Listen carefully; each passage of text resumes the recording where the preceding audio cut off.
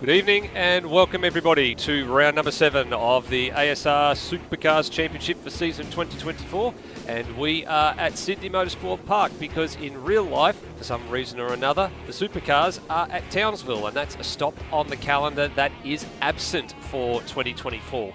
Usually the trip from Hidden Valley across to Townsville is the next logical circuit in the sequence, but not this year. And I think a few drivers, Benjamin Roddy Rhodes, are probably missing the fact that we aren't taking a trip to Townsville this year. It's one of very few occasions that circuits don't get on the calendar that have been a stalwart of the series for some time. The same way we can say the same thing about Tasmania, because it's missing from the calendar as well this year, and it's normally a mainstay. But what does that do for the drivers? Because it's a circuit they probably were expecting to race at this year when the calendar came out, and then they looked at it and went, oh, we're going to be in Sydney instead. Good evening. Good evening. Yeah, that was a waffle of an intro. But yeah, good evening everyone at home as well. And yeah, I think if you guys were probably planning on the originally scheduled trip across to Gold Coast, which obviously would have followed the circumnavigation of the country that the real life series does more accurately, but unfortunately we've had to push that back by a round, so we're coming down south first, then head back up north, and then we're heading back down south again. It's no, sure, we're heading out south, we're heading east across the Pacific. Yeah, it's a return to a familiar track for a lot of drivers. It's a very divisive track, this one. Some drivers love it, some drivers hate it, and it's going to be a different play for this one tonight, because following on from the last week where it was the first of the format, first of the short long format for Dev Series, I believe it might be the first that we're looking at to this effect, or if not, at least the first in a while. Yeah, the first in a while is what you're looking at there, because there was the calendar that came out earlier in the season, and it did look at, okay, what events are we doing and what are we doing them in. The first of the short and long formats was Albert Park, so that was round 2, and then the next of them is tonight, the short and long format, so some 5 rounds later, because we're at round 7 of the 11 round championship, and there is still a short and long format to go, which of course the next one comes up at Long Beach, which is our international round that you were just mentioning, that trip across the Pacific that we're going to have to do, and then that's the last one of them for the year in Supercars. So that comes up in a little bit. And you did mention there was the swap of Sydney Motorsport Park coming forward around, and then the Gold Coast going back around, so that will be the next round on the calendar that we look forward to in 3 weeks' time. Circuit that's sort of had an on-again, off-again relationship with plenty of drivers in ASR, in much the same way that Sydney Motorsport Park has had an on-again, off-again relationship. I think last year, Rhodey, a lot of drivers were pretty happy when we pulled out Sydney Motorsport Park, but then we went the short layout, we went to the Druitt layout, and it almost became like another Tasmania, didn't it? It did, yeah. It was something different. I believe we're going back to the early 90s to when Supercars would have been using that layout, although I think they might have tried it during their triple header in 2020, but I don't remember a lot of that, and probably for good reasons. But yeah, it was something different coming to a shorter track. It basically drove a bit more like a Calder Park than what we're used to from SMP, but at the same time, there is a bit of preference, I think, for some drivers towards the longer version. It's a bit more familiar. Sort of a bit of something, a bit more complexity to it, a bit more sort of advantage to having the skills.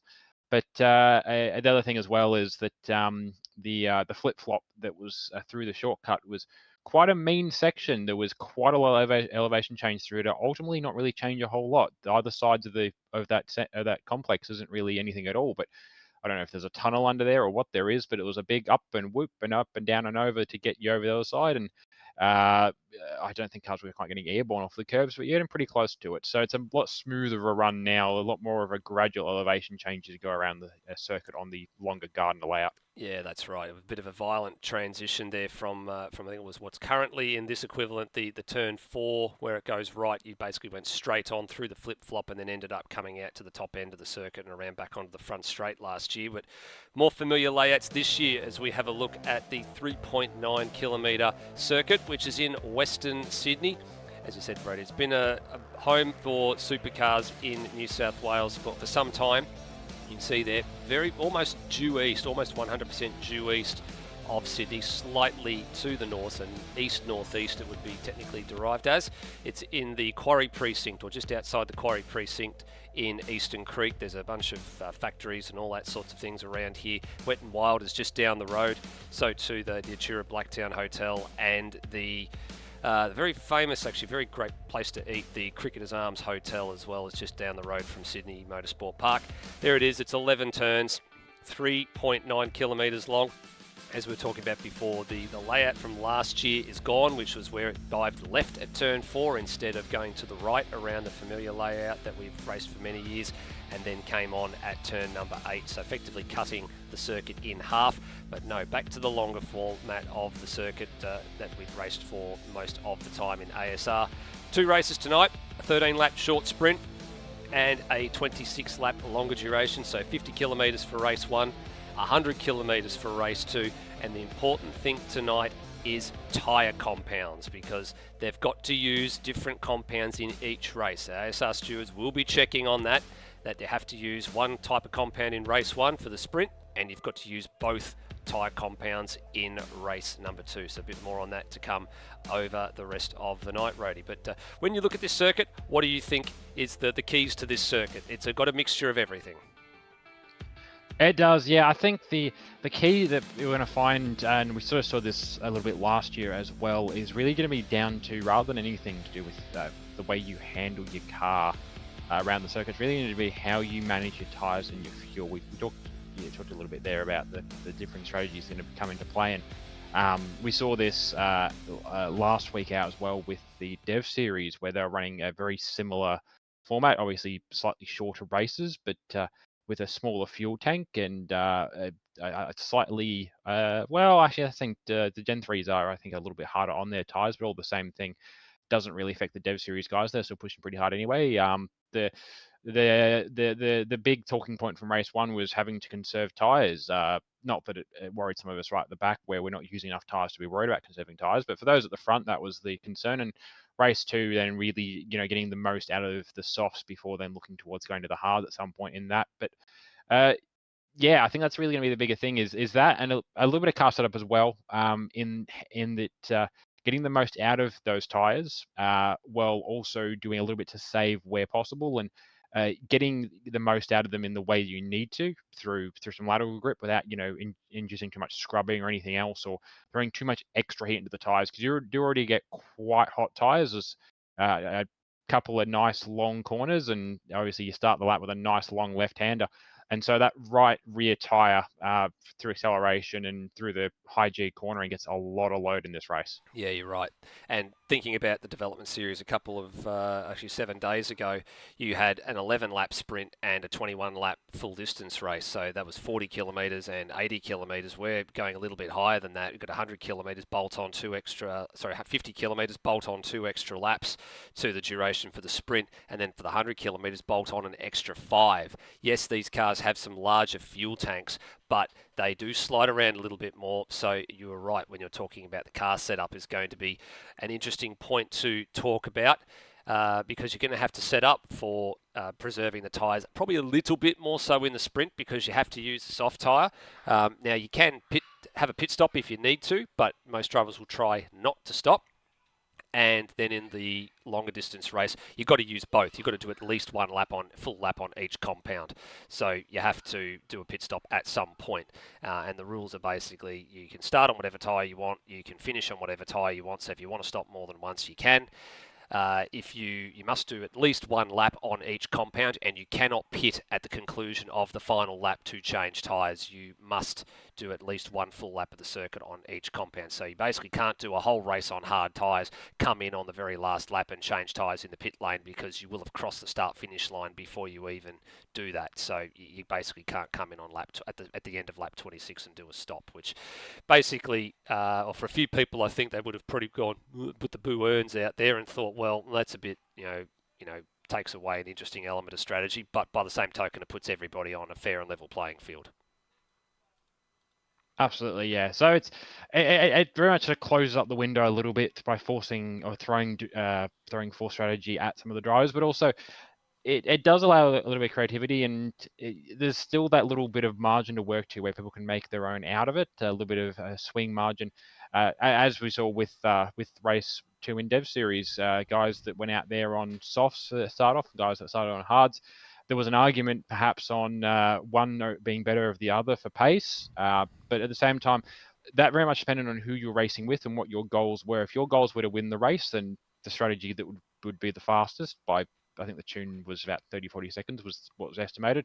That's what you go for. But if your entire focus was on the car 2 cars, 3 cars ahead of you, as long as you were doing counter to their strategy, or as long as you were doing their strategy but doing it better, that's what mattered to you. That's right.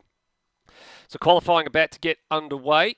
Waiting on the full 28-car field tonight. It's not quite a full field. Normally got 31 cars in the field, but we do have a couple of absentees tonight. It's also bolstered by a few drivers making a wildcard appearance as well. So same drivers that got a wildcard appearance 3 weeks ago at Hidden Valley. So Damon McDonald and Daryl Callaghan, they are in again in the 2 wildcard cars, and there are a couple of substitutes in there as well for the night that are taking over the cars of a few other drivers. So there is the field just getting ready to line up and getting ready to come out of the pits as, well, I wouldn't say it's customary, but as we always seem to point out, Daniel Cox seems to make his way to the head of the queue somehow or another.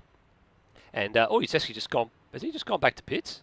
I think he has. I think he did. Yeah, Oh, well, there he goes. He's forgotten something there. He's forgotten something, and he's gone back to the pits, and he's now popped back out. So there is the field. The circuit goes green, and we are underway for qualifying as everything gets going, and the car starts to leave the lane for the first of the qualifying runs. So again, Rhodey, 10 minutes on the clock as per usual, out lap, 2 laps, in again, get more boots and then go again. That's usually the method that we see. Unless you screw your first lap up right royally, you will go into a little bit of a different, sort of an alternate strategy.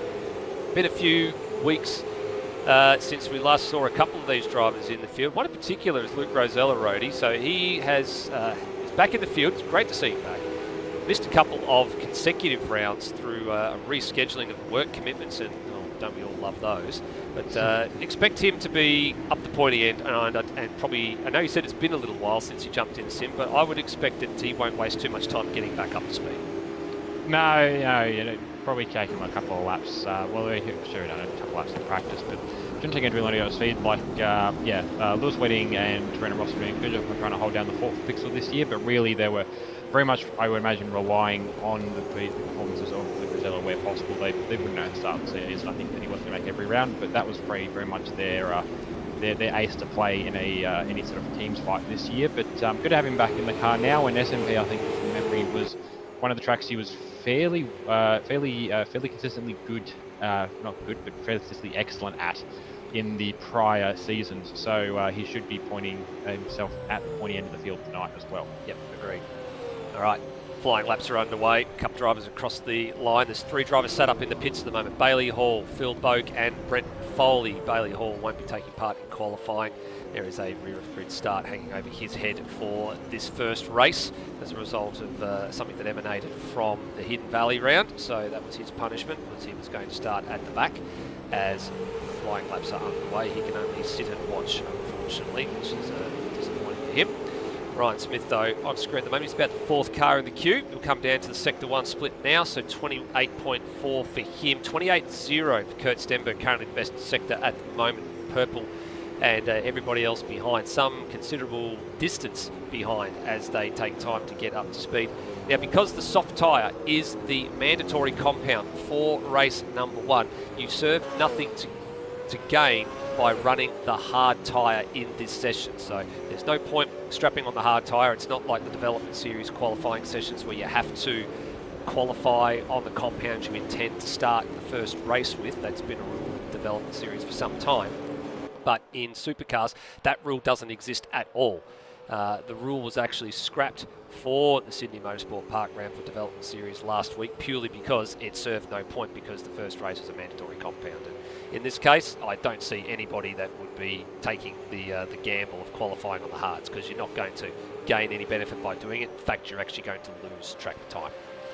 Yeah, I think the only reason you might see some guys on hards is if they basically are treating race run as a throwaway and are desperately short on practice time and are just going to use qualifying to brush themselves up on those hard tyres, because you will have to touch them at some point tonight. I know a lot of drivers aren't a fan of them, but with times in the board already, no surprise, he's been off for a few weeks, but we weren't surprised. We were just saying earlier, we wouldn't be surprised to see him up the point end. He's already up there by nearly, just over a tenth and a half, and there's Luke Rosella for BWC Pixel Smith Sports. Yep, only a tenth and a half between himself and Kurt Stenberg. I'd probably expect those two to be the favourites for the wins tonight.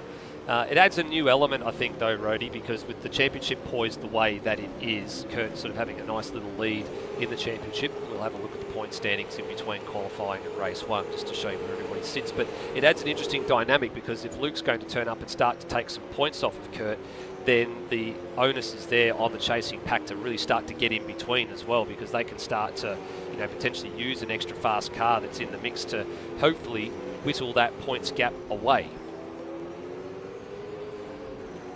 Yeah, exactly. So it's probably going to come down to more than just the input of Rosella over one round. It's going to be, I suppose, similar thing to what we're seeing in the Dev Series points at the moment as well, with the lead that Brandon Dostal has, and more importantly the lead that Luke McHugh Racing have in the teams points, where we've only got teams that are maybe able to come to bat with them, but they've had a 6-7 round lead of points, where the lead they've had over a round has not been by a car or 2 cars, it's been by 5 cars, 10 cars sometimes, and that's what's given them a really big safety cushion to work with. Same thing with Kurt here.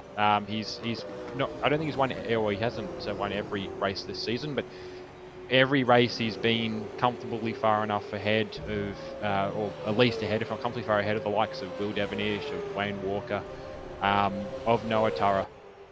And that's all he needs to do. Even if the back half of the year is, we see Luke Rosella in the car for the rest of the season, and Kurt spends the rest of the season finishing second at best, he's still got a really healthy cushion to those guys behind him. It's going to take a bit of work from them, or a mistake from himself, for that to change. That's right.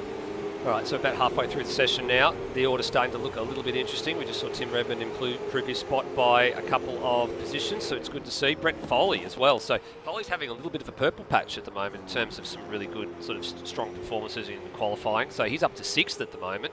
And this is a circuit I think that he's been very, very pleased to see on the calendar. He seems to enjoy racing at SMP, and he was one of the drivers. Remember the race, I think it was about either 2 years ago or 3 years ago, Rody, where everybody got the disease of speeding in pit lane. I think he was the first victim of that disease, and then it sort of became contagious after that point. There's at least 3 or 4 other cars got pink for it, but he wanted to put that behind him, and he doesn't have to worry about that in race 1, importantly, but he's got to worry about that in race 2.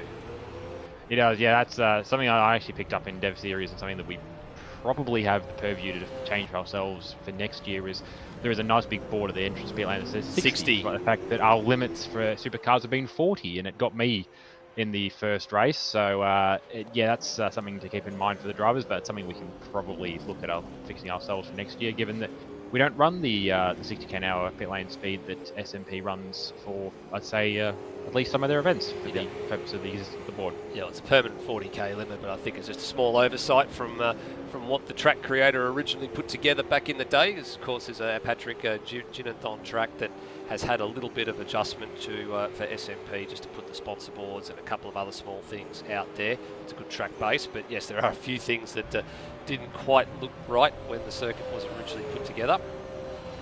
Now, with just under 3 minutes left on the clock, time at the top, very, very tight. Rosella's actually just gone down the turn 1 escape road. Stenberg, actually, he's just done something similar in turn 2. So they've both gone off and put these laps out of commission. So they're probably only going to get 1 more flying lap at best, maybe 2 if they're fast enough.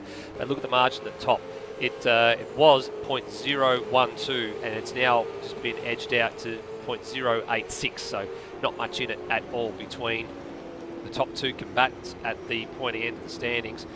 Wayne Walker, he's about a quarter of a second away. Will Devonish, he's half a second away, or just over half a second away. And then there's a big gap. Then there's a half a second gap alone to the next car, which is Noah Turra, and he's actually only just himself dipped under 1 second behind the current pole sitter's time. So there's a bit of a big golfing class in terms of the top of the standings. All the action at the moment is right smack in the mid-pack. When you look at some drivers close together, so Kiddis, Redmond, Smith, all separated by less than a tenth. Then you got Locke, McDonald, Callaghan, all separated by less than a tenth. You get to Boak, Liccardo, Speck, Warwick. There's a tenth in that. You can probably throw Lewis Wedding into that one as well. So there's a lot of drivers that if they gain a tenth, they're going to jump 3 or 4 spots.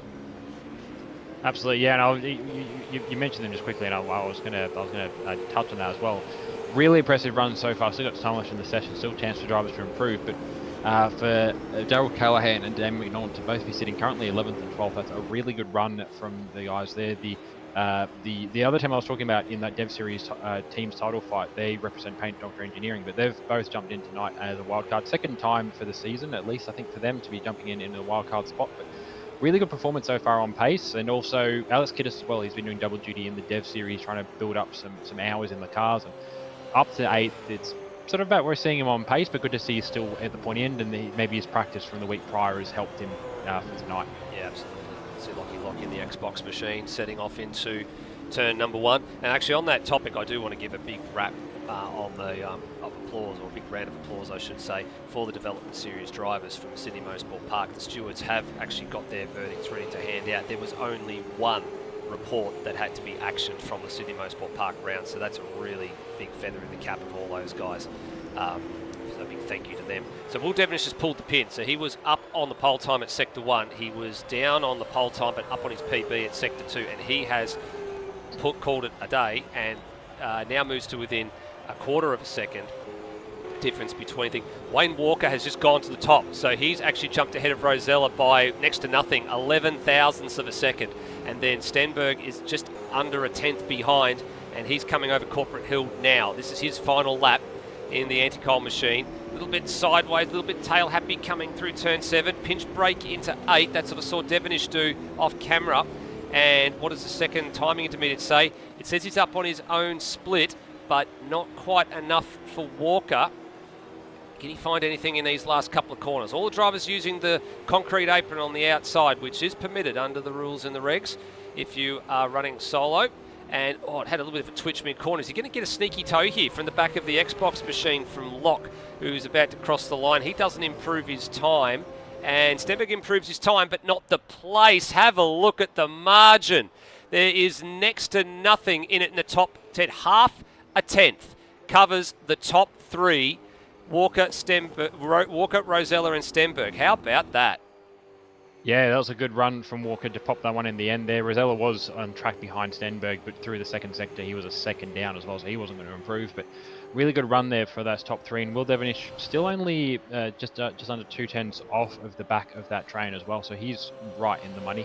Luke Newing actually surprised pop up there into big surprise. 5th. It's still a healthy gap to still the best part of a second to where the leader currently sits, but good to see him popping up in there. Here you go. Ahead of Noah Tara. Here you go. Here you go. Yeah, here you go, throwing it away just on the camera there at turn number 1. That's a little bit disappointing. As Smith comes across the line, goes down the drag strip part there, but not to the same measure that we saw all the other drivers doing. But yeah, normally that's normally frowned upon. Yeah, he's gonna make a mess of his one of. I think it is one of. I can't remember if actually I've seen him running one of these other cars, but this is the first time we've seen him running the cat car. But yeah, you don't want to put a scratch on the paint. It's that new. He's only had it out for a practice session and now a quali session. Yeah, well, it's more that you don't want to put a scratch on it. It's more that you don't want to be caught on camera doing intentionally throwing the car down the road, because pit drivers have been penalised for that before. Yes, you've done it on your own. You haven't hurt anybody else, but it's about the professionalism, and I don't think that was quite professional. Good result for Lockie Lock there in 12th, so he's coming down to pits now. So top 10 after qualifying, Walker, Rosella and Stenberg, very, very close together. Will Devenish a couple of tenths behind them. Then a big gap to Luke Newing was 9, nearly a full second at one stage, and Noah Tara right behind him on his hammer. Alex Kiddis, Brent Foley, Dane Liccardo. He jumped up late, actually. Liccardo was sort of mid-pack. He's jumped up inside the 10. He's actually displaced Tim Redmond, so that's a good result for him.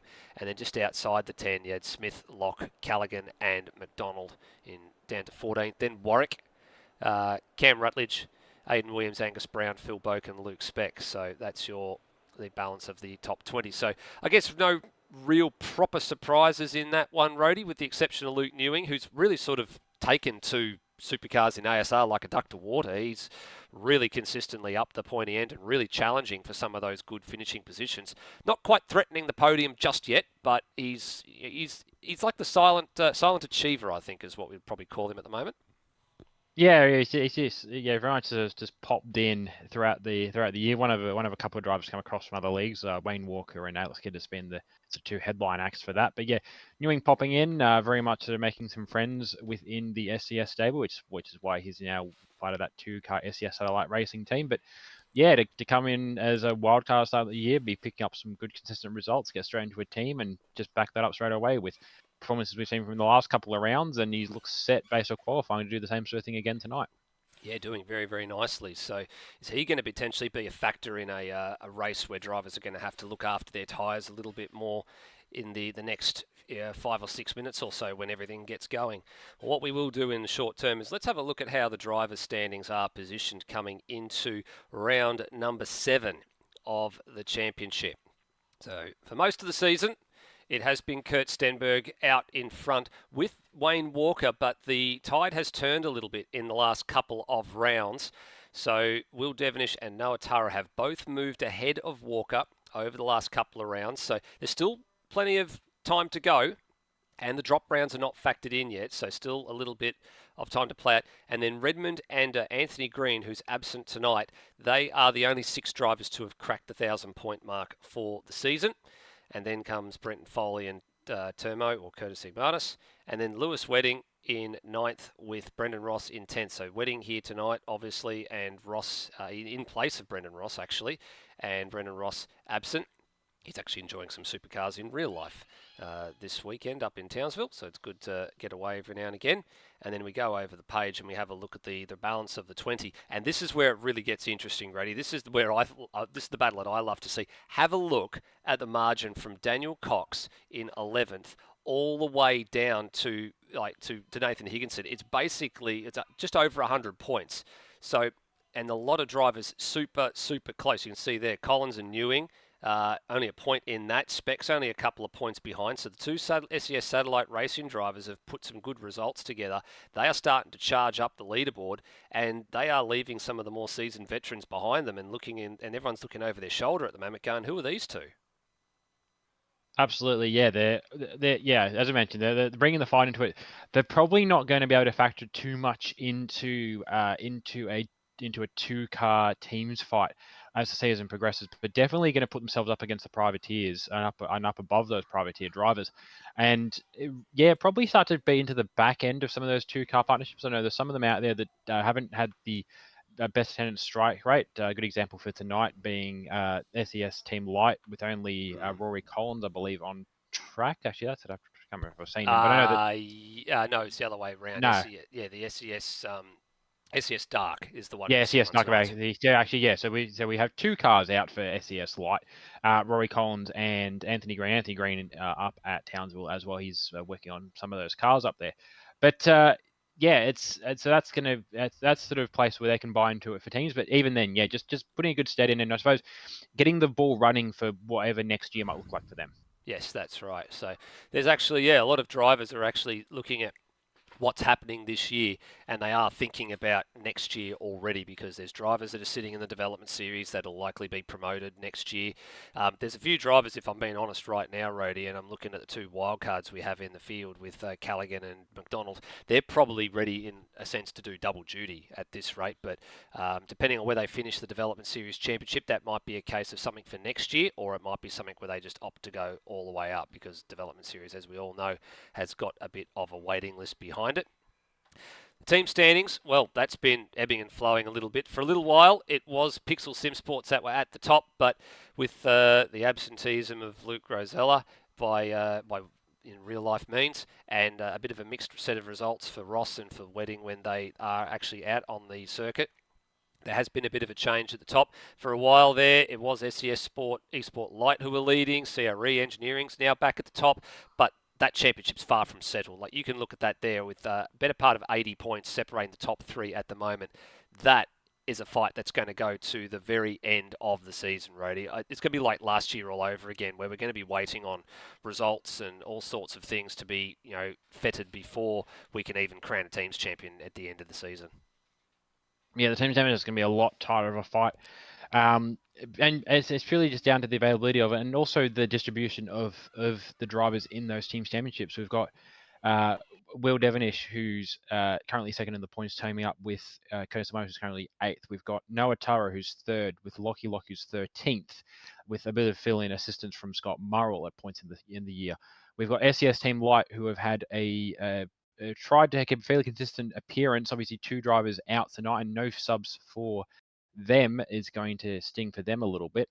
But then down to Wayne's World, driver competing in that top 5, top 4 fight, and Alex Kiddis, who's really got that good pace in qualifying, hasn't quite able to get the consistency going in the race, down in 29th in the points, but he'll work his way up. And then Kurt Stenberg there all by himself in 5th place, bringing in the 100% of the points all for the Antical Autosports team. And he's still keeping up with Wayne's World Motorsports, and he's staying ahead of Beyond Racing, which is Tim Redmond and Pete Thrower. Pete Thrower hasn't made too many of the rounds this year either, but he has been pretty good on the pace when he needs to be. And Kane Gray's been coming up from Dev Series for a couple of those rounds to fill in as well.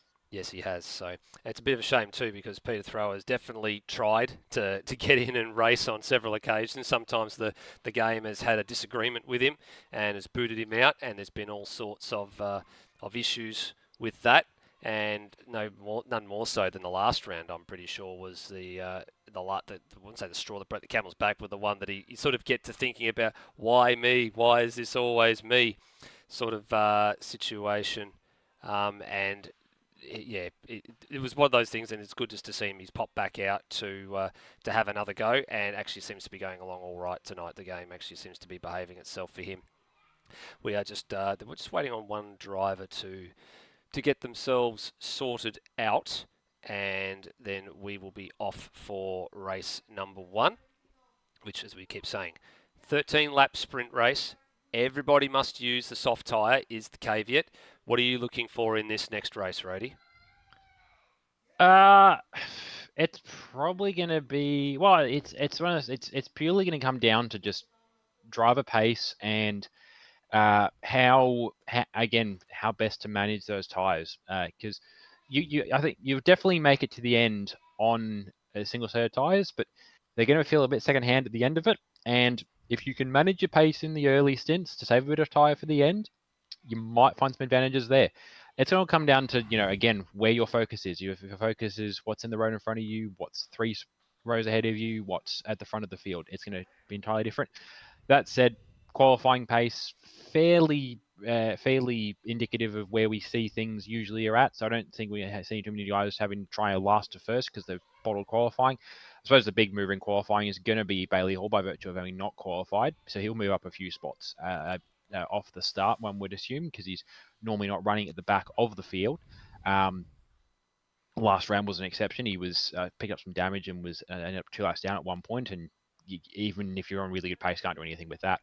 But yeah, we should have a pretty consistent running, and by that nature, it should be a fairly clean race. But I'm going to touch some wood for that one. But look, if the Dev Series guys can do it, I don't think it's too hard to expect the same of the Supercars field. Yeah, well, the Development Series had a few less cars. I think that was the difference, Rody. I think there was only about 25 cars. So yes, they did have a few less numbers, but by the same token, they could make it happen, and they only had one report out of it, and there shouldn't be any reason why we can't have a race that has a clean run through to the finish line for this one, even though it is a couple of extra laps. Just waiting on cars to make it out onto the circuit.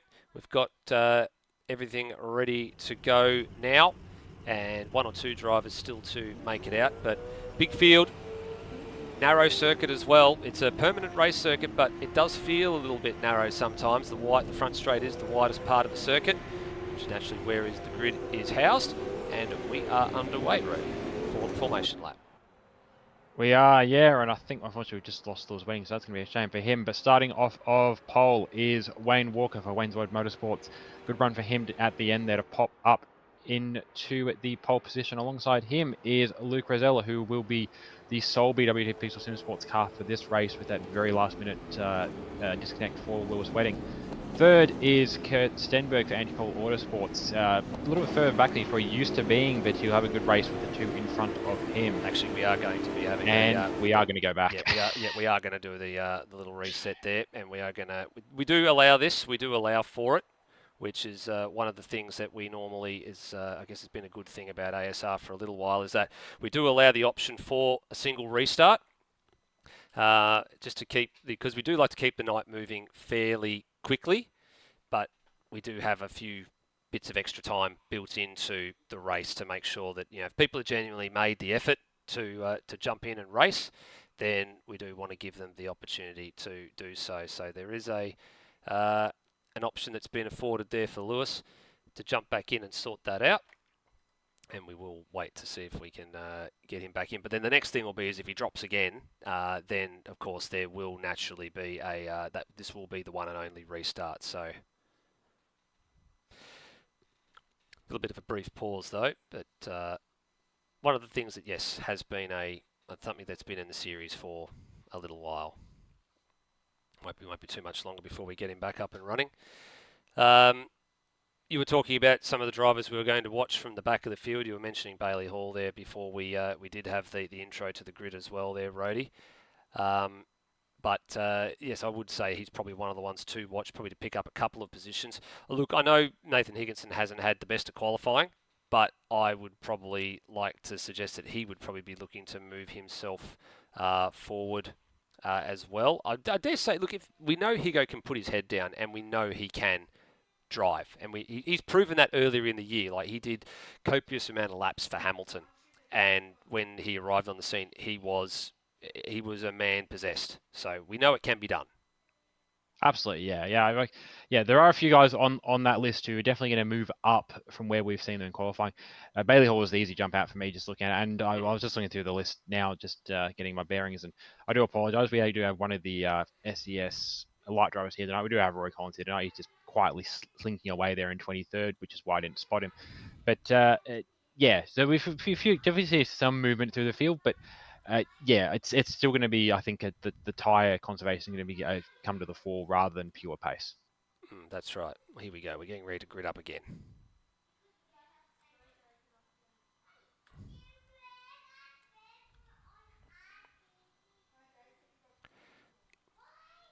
Right, so as we said, 28 cars getting ready to go to the grid.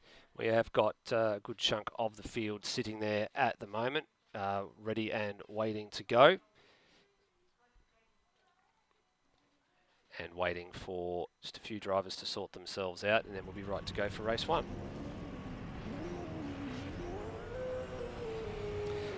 Right, alrighty. Here we go.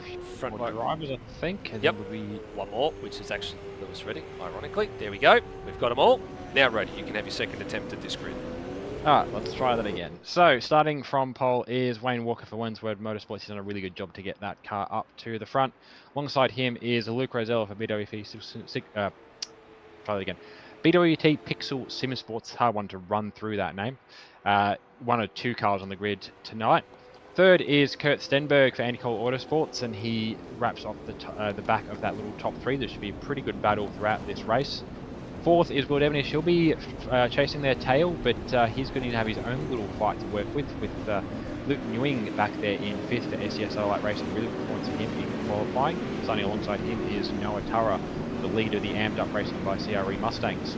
Seventh is Wayne's World Motorsports teammate, it's Kiddis for Wayne's World Motorsports, so I was trying to do something there and it felt clearly. Really good performance for Kiddis in qualifying, but the race seems to be where he'll tend to fall off, so hopefully he can hold on to one tonight. Eighth is Brenton Foley, the leader of the PBF French Engineering Camaros. There are three of them on the grid tonight. Ninth is Dane Liccardo for SES Team Dark. He's doing a pretty good job as well to get up there into the top 10. And alongside him is Tim Redmond, the leader of the Beyond Racing Mustangs. 11th is Ryan Smith, so that's Dane's teammate back there in 11th, with Lockie Lock running the Xbox livery tonight for Amped Up Racing by CRE out of 12th. 13th is Darryl Callahan in the guest WAU Mustang with his Super 2 teammate Darren McDonald in the guest BJR Camaro. 15th is Steve Warwick. This is his home race. Home race for I think a few other drivers, but I know it definitely is Steve. So he's the one Renstall PBF Blackshaws Camaro here tonight with Curtis Igmanis alongside him in his Indigenous Alt livery for CRE Engineering. 17th is Cam Rutledge for Surrey Anson Motorsport. Good to see Cam back out there on the grid, with Aidan Williams turning up again tonight in the Williams Racing number 33 Rusty's Camaro. 19th is Angus Brown. He's filling in for Ben Hall tonight in the monster truck, something or other, Let Me Q Racing Mustang. I can't read the blue one. Phil Boak is in 20th, as the last of the PBF Race Engineering Camaros on the grid. 21st is Luke Speck, a bit far back from his teammate. Good to see Specky's out there tonight again, with Lewis Wedding in the reserve BWT Pixels and Sports entry filling in for Brendan Ross tonight. 23rd is Rory Collins, aka Brap, for SES Team Light, with Darren Lognan in 24th for the Vortex Racing team. 25th is Pete Thrower, the second of the Beyond Racing Mustangs, with Daniel Cox in 26th. 27th is Nathan Higginson aboard the Caterpillar Mustang, with Bailey Hall starting from the back of the grid in 28th in the second of the Vortex Racing Team Mustangs. There you go. There's the shot from behind, just waiting for a few drivers just to get into their grid boxes all but properly, and then this one will be underway. You'll get a fantastic view of the lights coming on and a little bit of an interesting perspective on what it's like starting on a downhill incline towards the front straight and the start-finish line. There you go. Lights are on. We are ready. 13 laps for race 15 of the championship, and it is go. And at the front of the field, there is a little bit of a coming together, I would say. As you can see there, is heading right now into turn one. Walker has managed to get the jump over Luke Rosella. There was a little bit of contact in the pack heading down towards turn number one. Now Rosella up on the inside. He gets a little bit of an awkward moment there. I'm not sure if he got part of the curb or something there, but there was a bit of contact car to car. There was a wheel hop moment, and Rosella went round. Yeah, he almost looked like he bombed it in from my view, but probably a bit of a curb assistance to that as well. And what it has ended up resulting in is that it's dropped him to 16th. Spun around, dropped him down to 16th position, and now it's just about 2 to tango at the top of the field with Kurt Stenberg now tucked in behind Wayne Walker. Well, that's an interesting start to this race, and I mean, yes, he will have said that he was trying to get up the inside there fair and square, but I wouldn't be surprised to see that one. Awesome contact in the middle of the pack though. There goes Newing, so he's gone for a wild ride as well.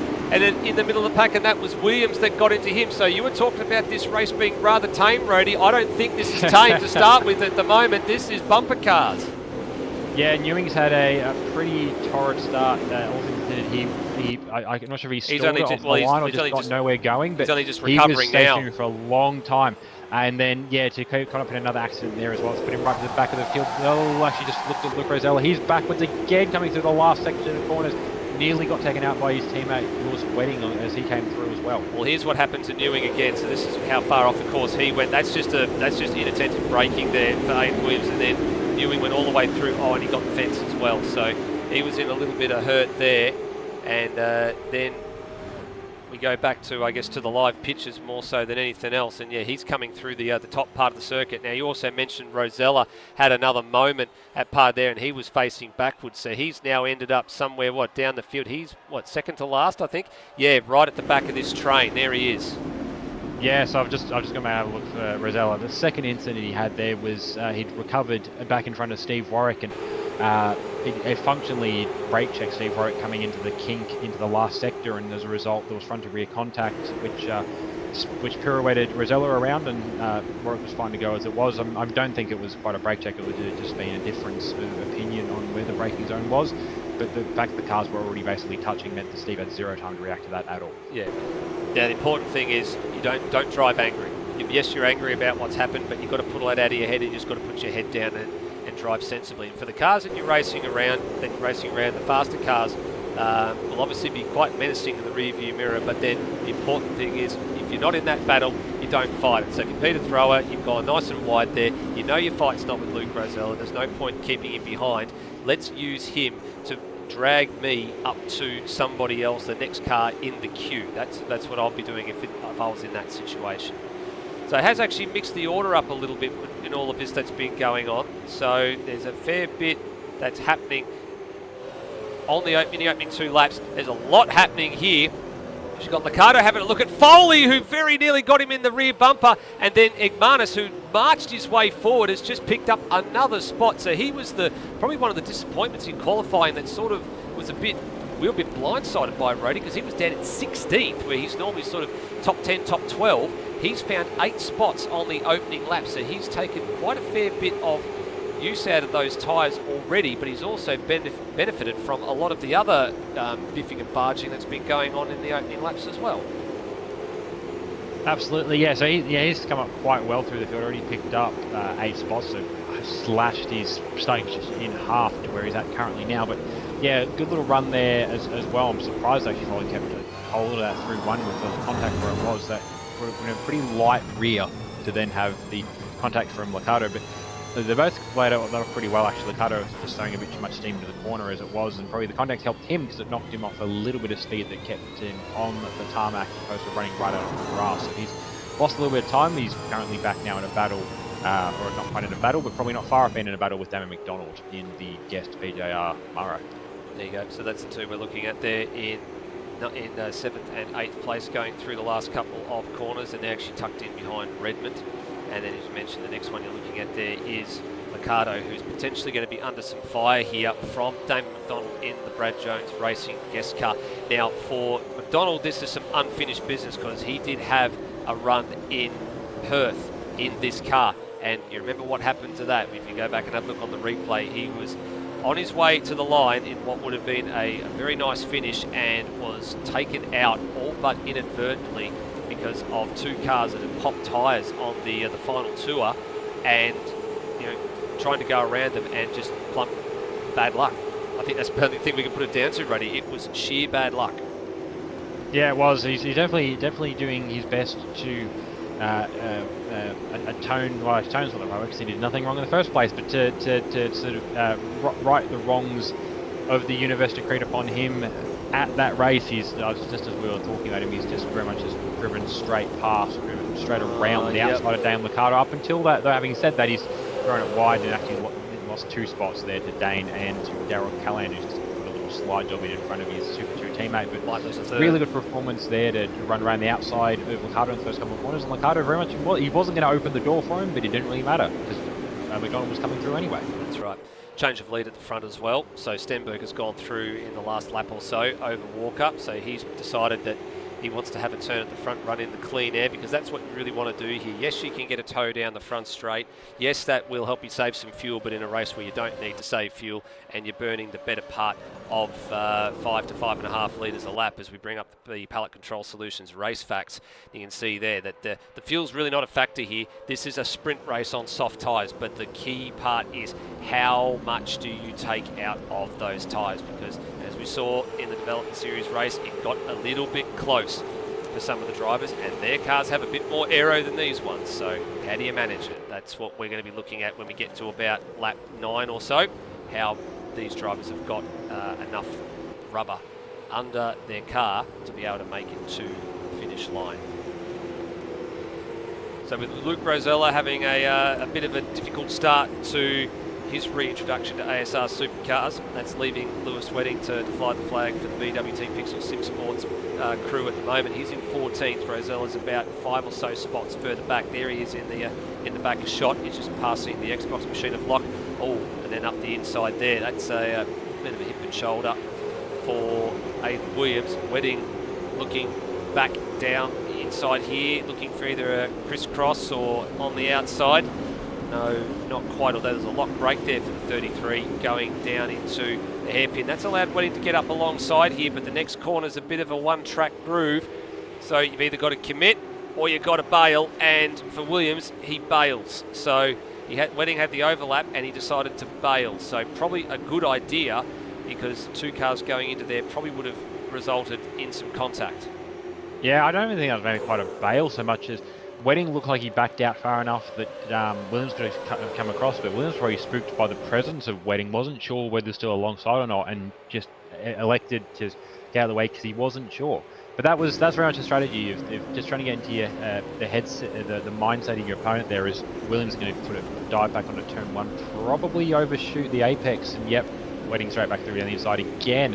Actually, Williams around off the corner. Oh, and turned as well. So he was turned and had nowhere to go there, and that was in the back of the shot. So there's yellow flags out for the stricken Kamara. He's got to be super careful, and he's rejoined and hit straight into the side of Rory Collins there. So that will be some trouble.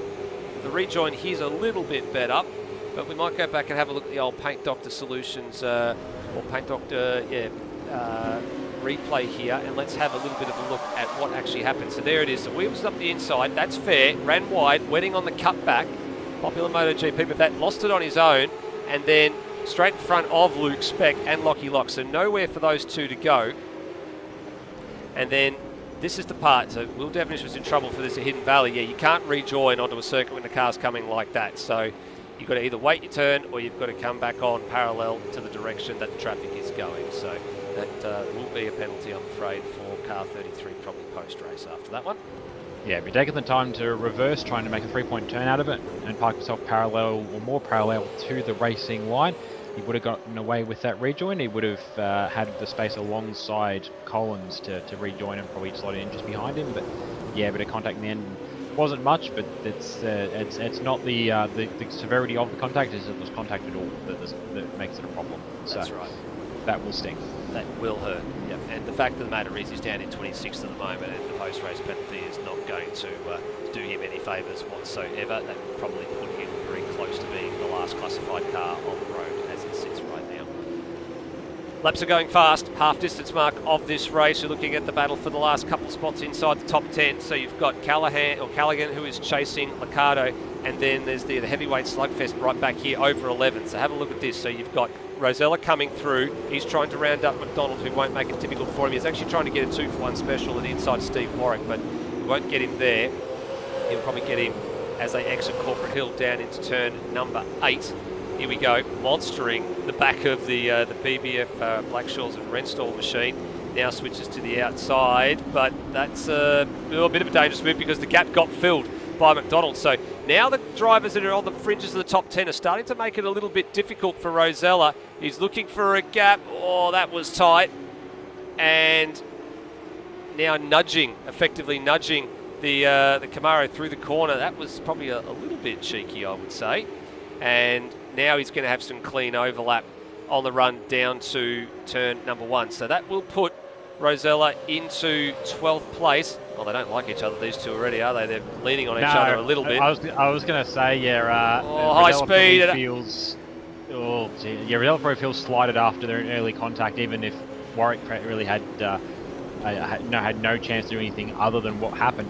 But yeah, no love lost between the pair of them, and Warwick probably paying it back partially because he's very much in a stage this year, Steve, where he feels like he's been in the football a few too many times through his time in racing, and he wants to be able to give it back in a fair way. He's not going to go outside the bounds of the rules, but he's going to get his elbows up, and he's doing exactly that against a former series champion. So he's very much sort of cutting his teeth there. Not that he needs to. He's one of the more senior guys on the grid. He's been around a few times, but he's definitely making Rosella earn it now. Yep, that's it. Well, I mean, it's all hard and fair from Steve at this point as far as I'm concerned, because he's parked the car in all the right spots. He's taken some defensive lines. I fully expect him will probably be to the right coming down through Corporate Hill here if he didn't have a margin. And he's actually doing quite a good job of holding up what is a much faster car. I mean, he wants to be in that position. If anything happens for these cars just ahead of him for a battle inside the top 10, he'll want that 10th place finish because it'll probably be one of his best finishes of the season, and he's already up 3 spots from where he started as it is right now. So it's a nice solid performance, and this is probably not a bad spot to be going into the longer race of the night, because if you're in that mid-pack, you can sort of have a little bit of a luxury of whether or not you actually want to gamble about going on the soft tyre to start or the hard tyre to start. So that's a key thing that you need to be aware of there. Well, he's had a little moment going into turn number 1. There's held our breath last time around at high speed approach at 270 kilometres an hour going into turn number 1. And now I think the move is done. Oops, no, it's not quite done because Kiddis, and then there's some contact there for Rosella, who's ran for the 3rd time. Now, I wasn't sure what happened there, whether there was some contact in there, but maybe momentarily distracted by Alex Kiddis, who had gone a little bit wide, and that's, for Rosella, he's struggling to get that car looped around and gone again. He might be done.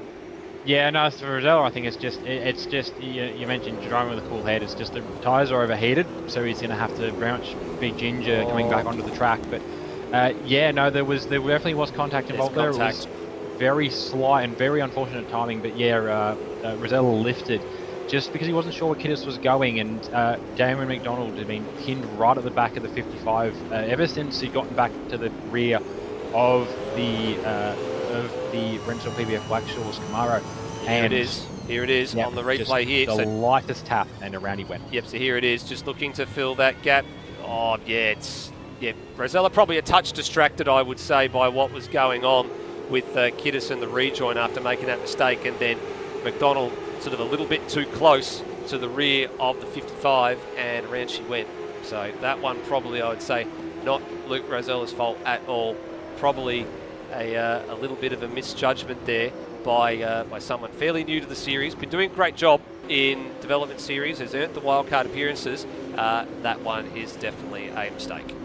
Yeah, and what they end up doing is split the pack. So Lewis Wedding was probably the good bookmark for where that pack was. He was at the back of that pack trying to sort of jump into the back order, whatever Rosella was trying to do, and make waves that way, because he's been struggling to get past the likes of Steve Warwick and Dan Liccardo and other drivers in this pack of this race. But that split that pack up entirely. Alex Kiddis with the rejoin is now the head of that, of what was formerly that train in 11th. Lewis Wedding is in 12th, and then a bit of a gap back to Steve Warwick in 13th, and Damon McDonald back with him in 14th.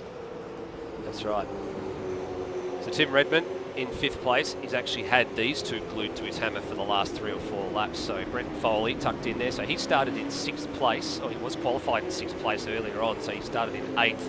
So that he had his change missed out there. And then Brent Foley has got Egmanis for company. So he's the biggest mover of this one. 9 spots for him. So that's actually going to be really good for his starting position for the next race. It's if you're in that top 10 starting the longer distance race, you have a bit of a freedom choice when it comes to strategy. You know, you can have a look at what your competitors are going to do when they're going to the grid, and you can potentially make the opposite move. If you're down the back, you're sort of going to be locked in a bit to the strategy. Oh, there's a fight on here. Foley, you can see right at the front. He's gone right around the outside of Redmond. That's a beautiful move from Brent Foley down at turn number 1. Happening a little bit unsighted there, and a little bit of contact there between the two of them. But Foley is through with a lovely move, which deserves another look at the Paint Doctor replay here. So here he goes, and he set this move up. So there was defence going down the straight here, and let's have a look at this. Plum drove right around the outside of him, so he's still got plenty of grip in the tyres. And Redmond, to be fair to him and to his credit, he left him the room to make it work, and that's great sportsmanship and great driving between both of them.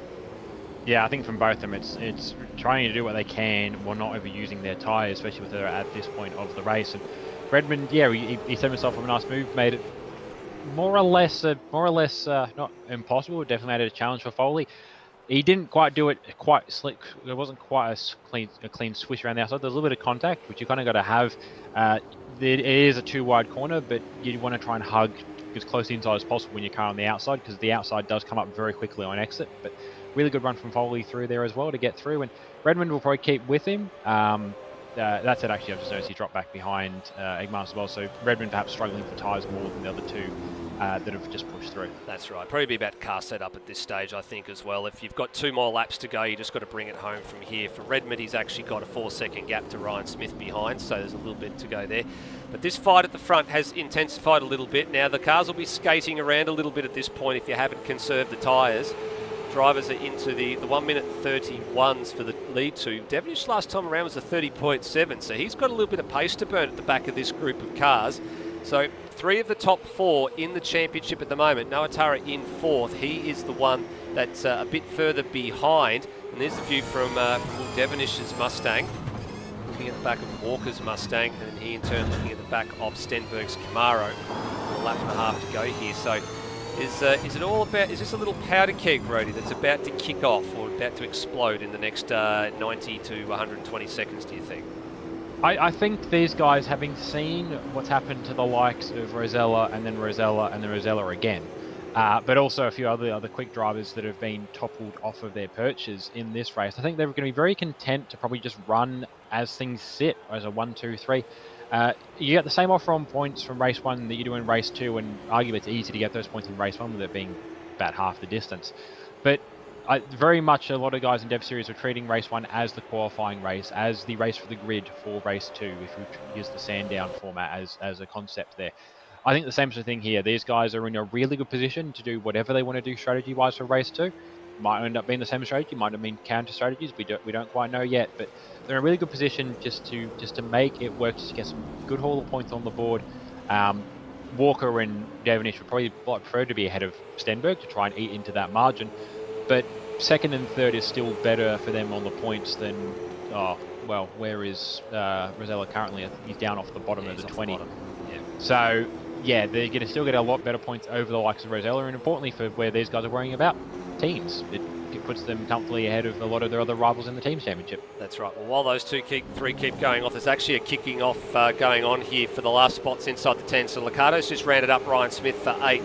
Smith's now coming under some pressure from Callaghan, and then in turn from Wedding trying to apply the blowtorch to the back of Kiddis, and he might make a move for the last spot inside the 10 as well. So there's actually a couple of battles we've got to keep an eye on here. This one's halfway around the circuit. The leaders are just coming round turn 8 at the moment. They're heading up to the last couple of corners. So here's where the leaders are. Actually, that's where the best of the group are here. Oh, Kiddis trying to wedge a square peg into a round hole there, and couldn't. I think he's got it done. I don't know how he managed to do that. He managed to get it done, but he has somehow popped out with the ninth place and all of that. Meanwhile, the leaders come into the line, so it's stations as they were. Stenberg from Walker, from Devonish.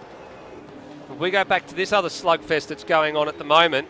So Naratara's going to get 4th. Foley is just going to hold off Egmanis for 5th and 6th. So here they are coming across the line. So that's going to stay the way that is. 7th will be Redmond. Oh, and then Ryan Smith has been bailed out of it. So Ryan Smith has lost out in that group. I'm not sure what happened there. We'll have to come back to that. That's going to give Liccardo a run to the line for 8th. It's going to give Alex Kiddis 9th. And it's going to give Daryl Callaghan 10th. So Smith was in that battle. I'm not sure what has happened to him. He may have been served. And I think we are going to get a little bit of a look at this one on the Paint Doctor replay. Yes, we are. And there's a post-race drive-through, or there's a drive-through penalty for Bailey Hall. I'm not sure what that's about. We'll come back to that part in a minute. Oh, there was some... Wedding had gotten through. And what had Callaghan done here? Is there a bit of contact? Oh, Wedding had gone round on his own. Smith had gone what? Did he lose a tyre? He might have had a tyre let go. I think by the look of the pretty healthy front right lockup. I think that's the tyre that went for him. But yeah, I think that was there was niggling in the back of his car from Callahan, but the speed wasn't great, and it wasn't like he got fired off. He just refused to make the corner. So yeah, I think that was just the tyre went in completely the wrong time. It could be there was a little bit of wheel-to-wheel hop at a point there between Ryan Smith and Bliss Wedding, but I don't think it's even that. I think he just running too hard on the tyres, and just one went at completely the wrong time, because if you need anything through that final complex, it's the right side tyre, but I'd argue the front right's probably a bit more important than the rear right, and it went at perfectly the wrong time. Yeah, but pretty much within sight of the finish line. It's a bit of a shame for that, but that's what happened in the first race of the development series as well, Rody. There were drivers that had gone a little bit too aggressive on the setup. It had got to a point where the tyre had just cried enough, and it gets down far enough, you have a bit of a lock-up, and then that just puts all the way through the tyre. It gets to the canvas and she goes pop. So that's unfortunate for Ryan Smith, because he was running, I think it was, at one stage he was running 8th, and then he lost, 6 spots in the course of the final tour of the circuit. So for him, that's rather interesting. Now, I'm a bit surprised. I'm still trying to rack my brain here to work out what Bailey Hall did to be given a post-race or a drive-through penalty after the race had done there. I think I've just caught the last of what looks like a track cut, so I'm going to assume it was for track cuts. The other thing I'm trying to ponder, though, is to why he's finished. Well, he has. Well, it would have docked him a lap. It's going to have docked him a lap because of the track cut. So there will have to be a reset that's going to have to take place there. If he has been given a track violations infringement, he will have to be reset back onto the lead lap, but in lieu of the post-race docking of a lap. But then he will also, if it is true that he has cut the circuit one too many times, he will end up with a drive-through penalty attached to him for that. So sad part for Hall is I don't think he was doing all that badly. He'd actually made up a few spots, and well, for him, starting at the back for this next race, I actually think it's not a bad spot to be, because you can actually gamble on a soft tyre start where everybody else around you is likely to be starting hard tyre. So if you can blaze along and you get a safety car at the right time, you can make that strategy work. So he might be inclined to gamble, I think, here in the next race. So we will see what happens.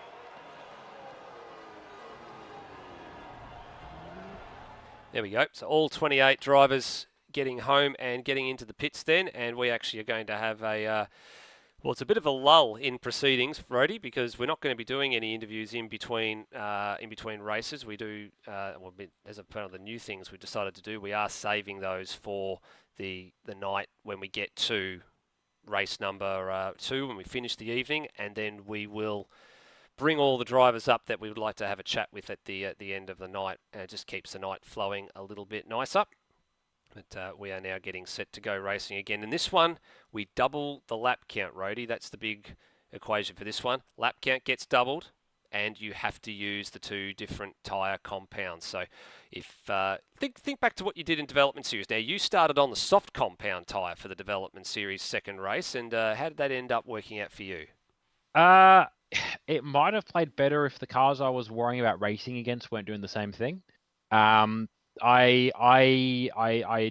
didn't come into it with big picture plans of what I was going to do with my night. But I'd spent the entirety of race 1 in a situation I wasn't really a fan of. I had probably the best car pace I've ever had, ever had this year.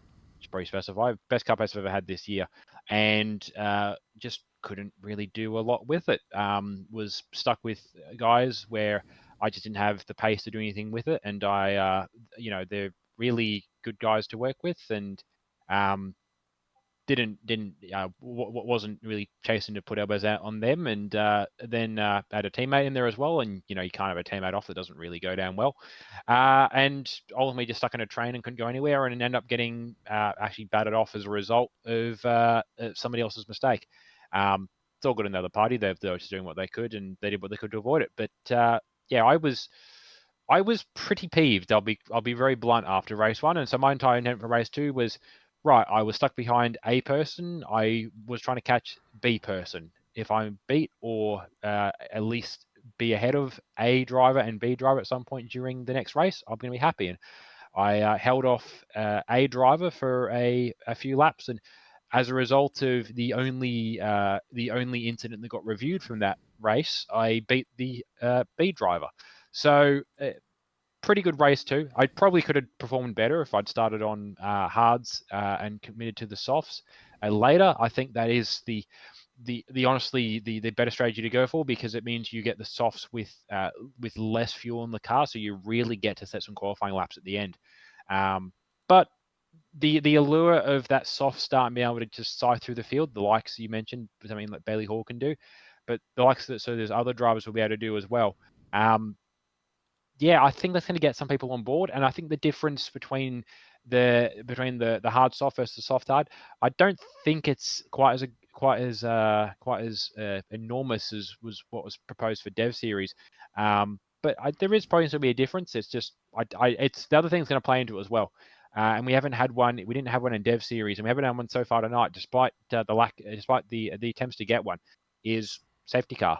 If and when one falls, what that does entirely, it could fall perfectly for the guys trying to go soft hard. It could perfectly fall for the guys trying to go hard soft. It could fall perfectly in the middle and be either in nobody pits or in everybody pits, just to do something different. That would be the complete curveball, because as things sit, there is really the A or the B strategy, and really it's just A or the reverse A. There isn't really an alternate strategy outside of that. It's just the order in which you do it. But safety car comes, and we'll start to see some Bs and some Cs, and we're talking Dev Series on I think the theoretical possibility that a safety car fell at perfectly the right time, that you could in theory run a soft. That said, we use less tyre there, so I don't think a soft, even with a lengthy safety car, is a viable option here. But safety car comes at the right time. You never know what you might see. Yeah, you never know. That's the important thing. It's the safety car, as you said, Roddy. It's the unknown variable, because we don't know what we don't know, and we hope that it doesn't come out, because it does cause a little bit of an interesting dilemma for a few people. But if it does come out, it throws up an interesting strategy element to the racing as well.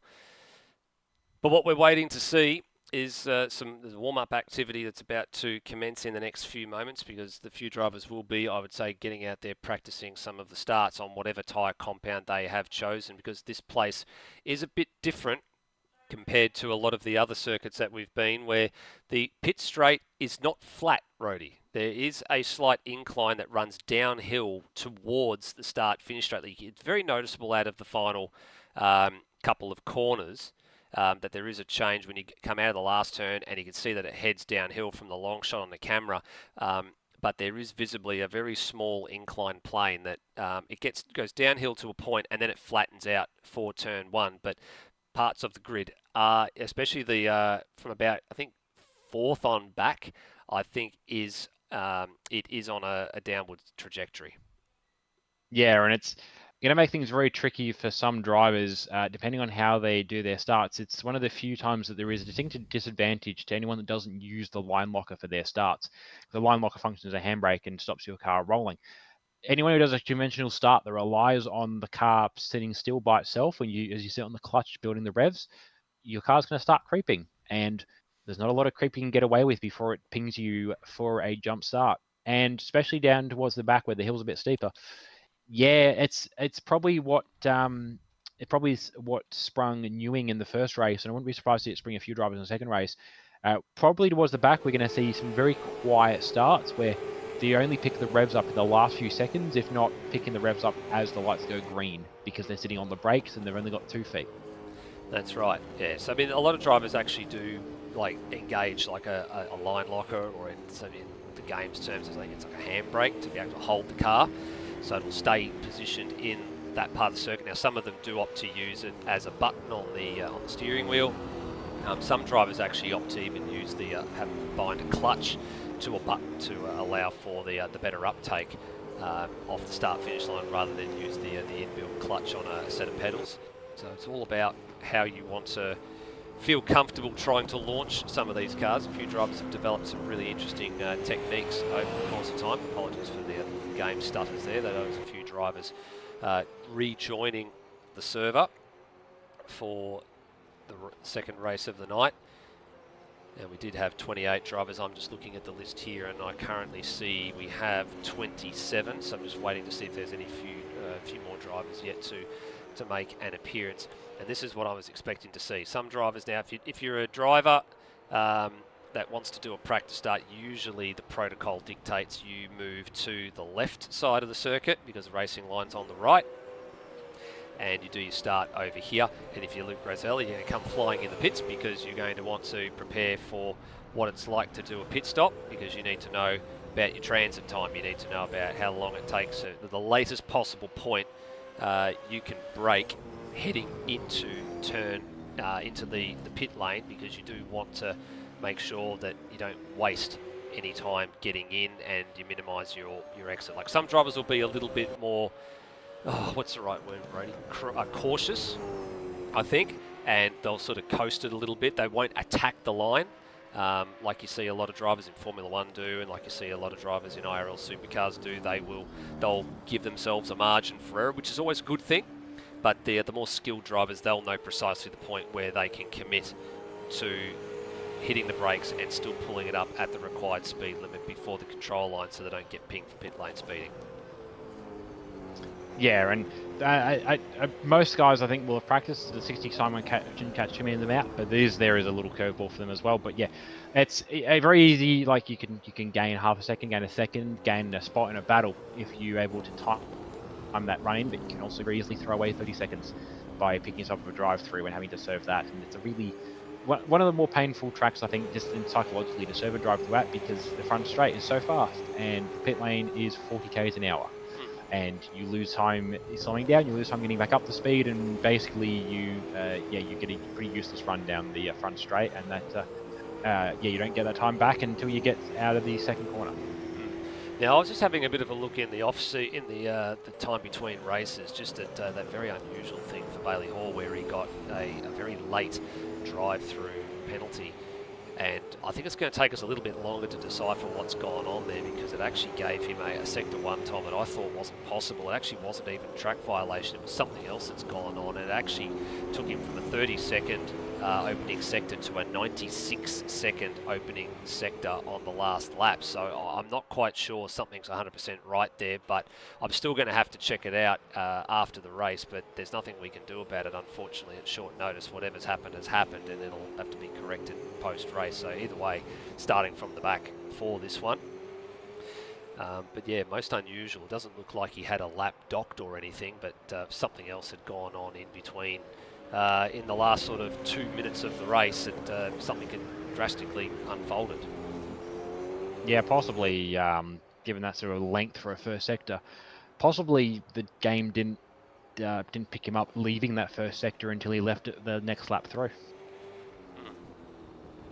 For it to be a 90-something odd second, because that, 90 odd seconds about as a lap and change. But that's possibly what it was. Either that or just a very long time spent in the first sector. But yeah, to be spending over a minute in one sector of the track, that's worse than an accident. That's worse than a punctured tire. That's the only way you'd that slow through is if you pop an engine, but you're not leaving the sector at that sort of pace. So yeah, that's an odd one. We'll have to look at that one. Yep, I think so too. All right, drivers peeling off the circuit. That is the end of the warm-up session, and we're not too far away from the 26 lap 100 kilometre second race of the night. Now the question will be, what tyres are drivers going to use? So I think from our point of view, we're going to be rather interested to see who is starting on what rubber, because that was what we looked forward to the other night, was what's the strategy going to be. If you're up the front, you might actually opt to go with a soft tyre strategy and try and build a gap, and then pit at the crossover point. If you're down the back, you've probably got nothing to lose. You're going to start on the softer compound and try and make up some spots, because it's everything to gain, and then you're just going to hope and pray to God that you get a safety car at precisely the right point. And if you're in the middle, well, could go either way. From the development series race, Rody, I get the impression there's probably like a 2 to 3 lap crossover window when you're starting to, if you start on the soft and you are getting to a point where you're crossing over with the time that the hard tyre drivers are doing, or vice versa, if you're a hard tyre driver and you get to a point where the tyres start to drop off just as to the same speed as what a brand new set of softs is going to do. That window's about 2 or 3 laps either side, depending on what sort of driver you are and the kind of pace that you are able to maintain. So it's not a lot of wiggle room in a 26 lap race, 3 laps. Sorry, I missed the back half of that. Unfortunately, I had something cool in real life. But it's the tire crossover is going to come into it as well for some guys, and that's what I talked about earlier. Is trying to get the most out of the softs, trying to get off the softs ideally before they start to hit that crossover window. Because once you're on the hards, you'll pretty stably run the pace the whole run through, and they'll be reliable in that nature, because they're already doing that pace. There's no feel that you're going to lose the tire under you or anything like that. So that's going to be, I think, some of the focus from the drivers. But yeah, getting the most out they can out of their softs, especially those that are starting on those softs, and getting to those hards as soon as possible. And for the counter is working yourself, trying to get to the softs as early as possible, while not risking running into a bad set of softs at the end of that race. That's right. So we're getting ready for race number 2, race 16 of the championship. Drivers already starting to make their way out onto the circuit, and I am already seeing a mixture of tyre strategies inside the top 10. So there's actually a really good mix I'm sitting on at the moment here. I think, Rody, there's a few drivers that are going to gamble, and a few drivers that are playing it a little bit conservatively. So you'll probably want to take note as we go down through the list here of who is starting on what compound tyre. So away we go. So Kurt Stenberg from pole position as what's Noah Tara doing there? Have we got I think we've got a little bit of an issue there, have we? Is it a hardware drama, or what's happened to Noah Tara, Rody? You tell me. Something's going on there with car number 26. I don't know. I'll have to look. He's still parked up in the pit lane. I haven't seen anything popped up anyway to indicate a problem as of yet. Well, he actually exited back to the pit lane. That was the problem for me. So he's what's he doing? Is he actually just sitting in the garage? Actually, he's left the game. So there's there will be a restart here.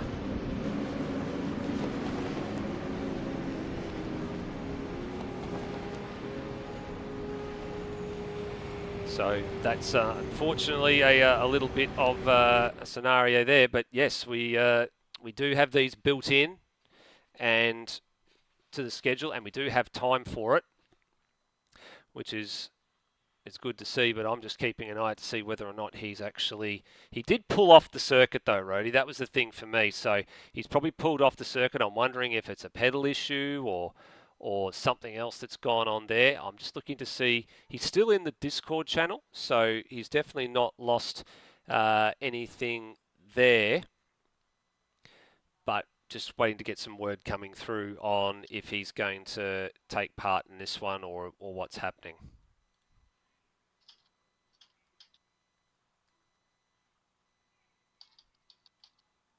Yeah, just keeping an eye out to see if I see anything in the chat channels, but I imagine if he's trying to handle a problem, he won't jump in necessarily and say something is happening, but I imagine we probably see a message from one of the other multitude of drivers that are hanging out in the CRE chat, I suppose. Yep. Actually, I can see there's Scott Murrell down there. I know he's not racing tonight, so Scott Murrell, if you are watching the stream, you can pop in and let us know what's happening with Noah Tara, That's and right. He's just that'll give rejoined. us a timeline to work to. That's it. He's just rejoined the server for us, so that will give everybody what we need to get going again. So that is the one and only.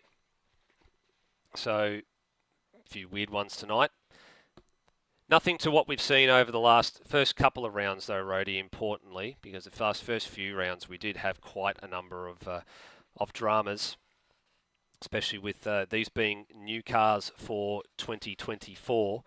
And despite I know there's been someone taking a little bit too personally with a lot of the things that have gone on, it's been a very big effort to get these cars produced to the standard that they are. So the likes of Nathan Higginson, who has done a lot of the modelling work,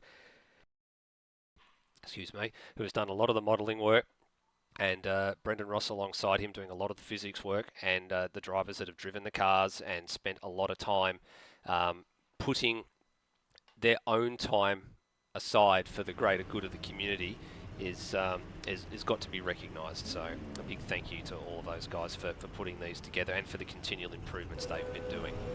Right, so here we go. Let's try this again. So Kurt Stenberg from the pole after the opening race win. He starts from first. Alongside him is Wayne Walker in the Wayne's World Motorsport Mustang. Next to him, Will Devonish, starting out of third place, and then Noah Tara, who had that little bit of a moment starting out of fourth.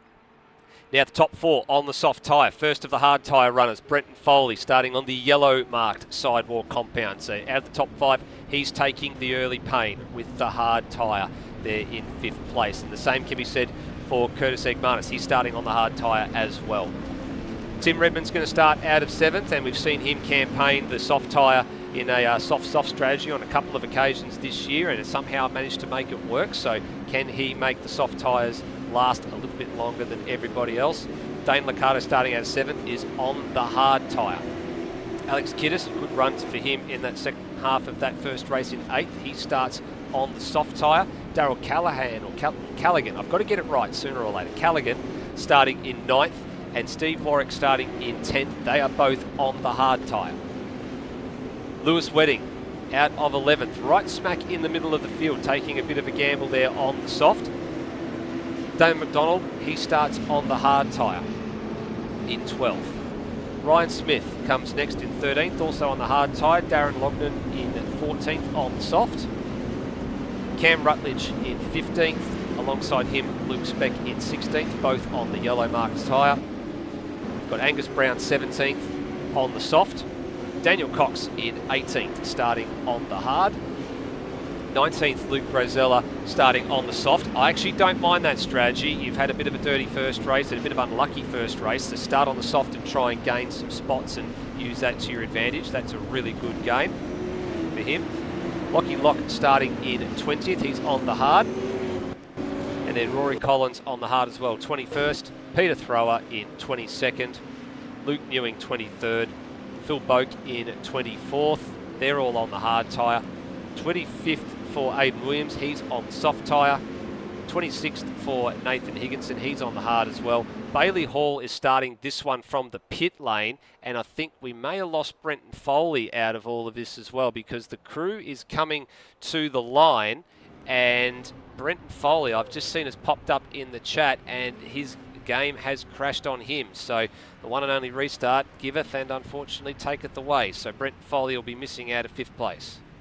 Yeah, so there'll be an empty grid spot alongside Curtis Egmanis there, and yeah, it was just after we looked at him. We looked away, and he just popped out of existence. And, that was a shame. So he's going to be starting. Well, he won't be getting points in this. No, he's probably going to try and get back in and do some spotting for the other two team cars. But yeah, it's a thing.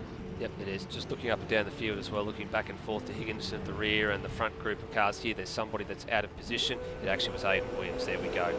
So all ready for 26 laps for race 16 of the championship. And here we go. So same two off the line like it was at the beginning of race number 1, but positions reversed, and Walker is the one with the whole shot this time. What a beautiful launch. Both drivers on the soft compound tyre, but a much crisper launch for the 217 Wayne's World Motorsport Mustang, and he set sail for turn 1. Behind him, though, it's getting interesting because there's been a change for third with, but all but briefly, with Devonish fighting the point, getting it back briefly, or giving Noah Tyre a little bit of a rear quarter panel incident there as they exit turn number 3. Where's Luke Rosella in this? He's right marched up onto the back of Ryan Smith, and he's up to the fringes of the top 10 already, so he's up to 12th. And as I said, this is a strategy if you're Luke Rosella, I think you had to gamble on. If you want the race win, you've actually got to go for it here. You had to take a gamble on the middle of a whole bunch of hard tyre runners, but you've got to be careful here too, because all these cars around you are on a bit of a mixture. So Kiddis is through his yellow flag out. There's some incidents going on at turn number 6 there by the look of it. Warwick on the hard tyre, Liccardo on the hard tyre as well. So you've got to be careful picking your way through this slower traffic. So these are crucial laps for Rosella to clear the traffic cleanly, but clear it efficiently. Yes, that's going to be the challenge. His next challenge, let's see Warwick and Alex Kiddis getting together in the background. His next next opponent is Rosella, who's managed to get, Liccardo, who's managed to get, Liccardo wobbled out over the concrete, which gave Rosella the inside line for the final corner. So now it's Callahan he's worrying about trying to get past, and Callahan's probably not going to make it as much of a fight. He is running on the hard compound as well, so he's very much going to be synced up. His next challenge, I think, is actually Minus is out there on the hard tyre as well. So his next car for a genuine race is going to be Noah Tyre and Tim Redmond, who we can almost reach out and touch at this point. Probably can as well. While he's reaching out, trying to touch the cars in front, there's a bit of touching all over going on down here with Smith and Warwick and a couple of others that are locked in combat in the midfield here. Is heading up over the hill down into turn number 4 we go. A whole bunch of drivers on the harder tyre. So just to give you a bit of an idea, Walker's reaction time was extremely quick, and he's already got the better part of a second's margin. Oh, some speck with a loose bit of contact there in the back in the shot as we cut a bit further forward there.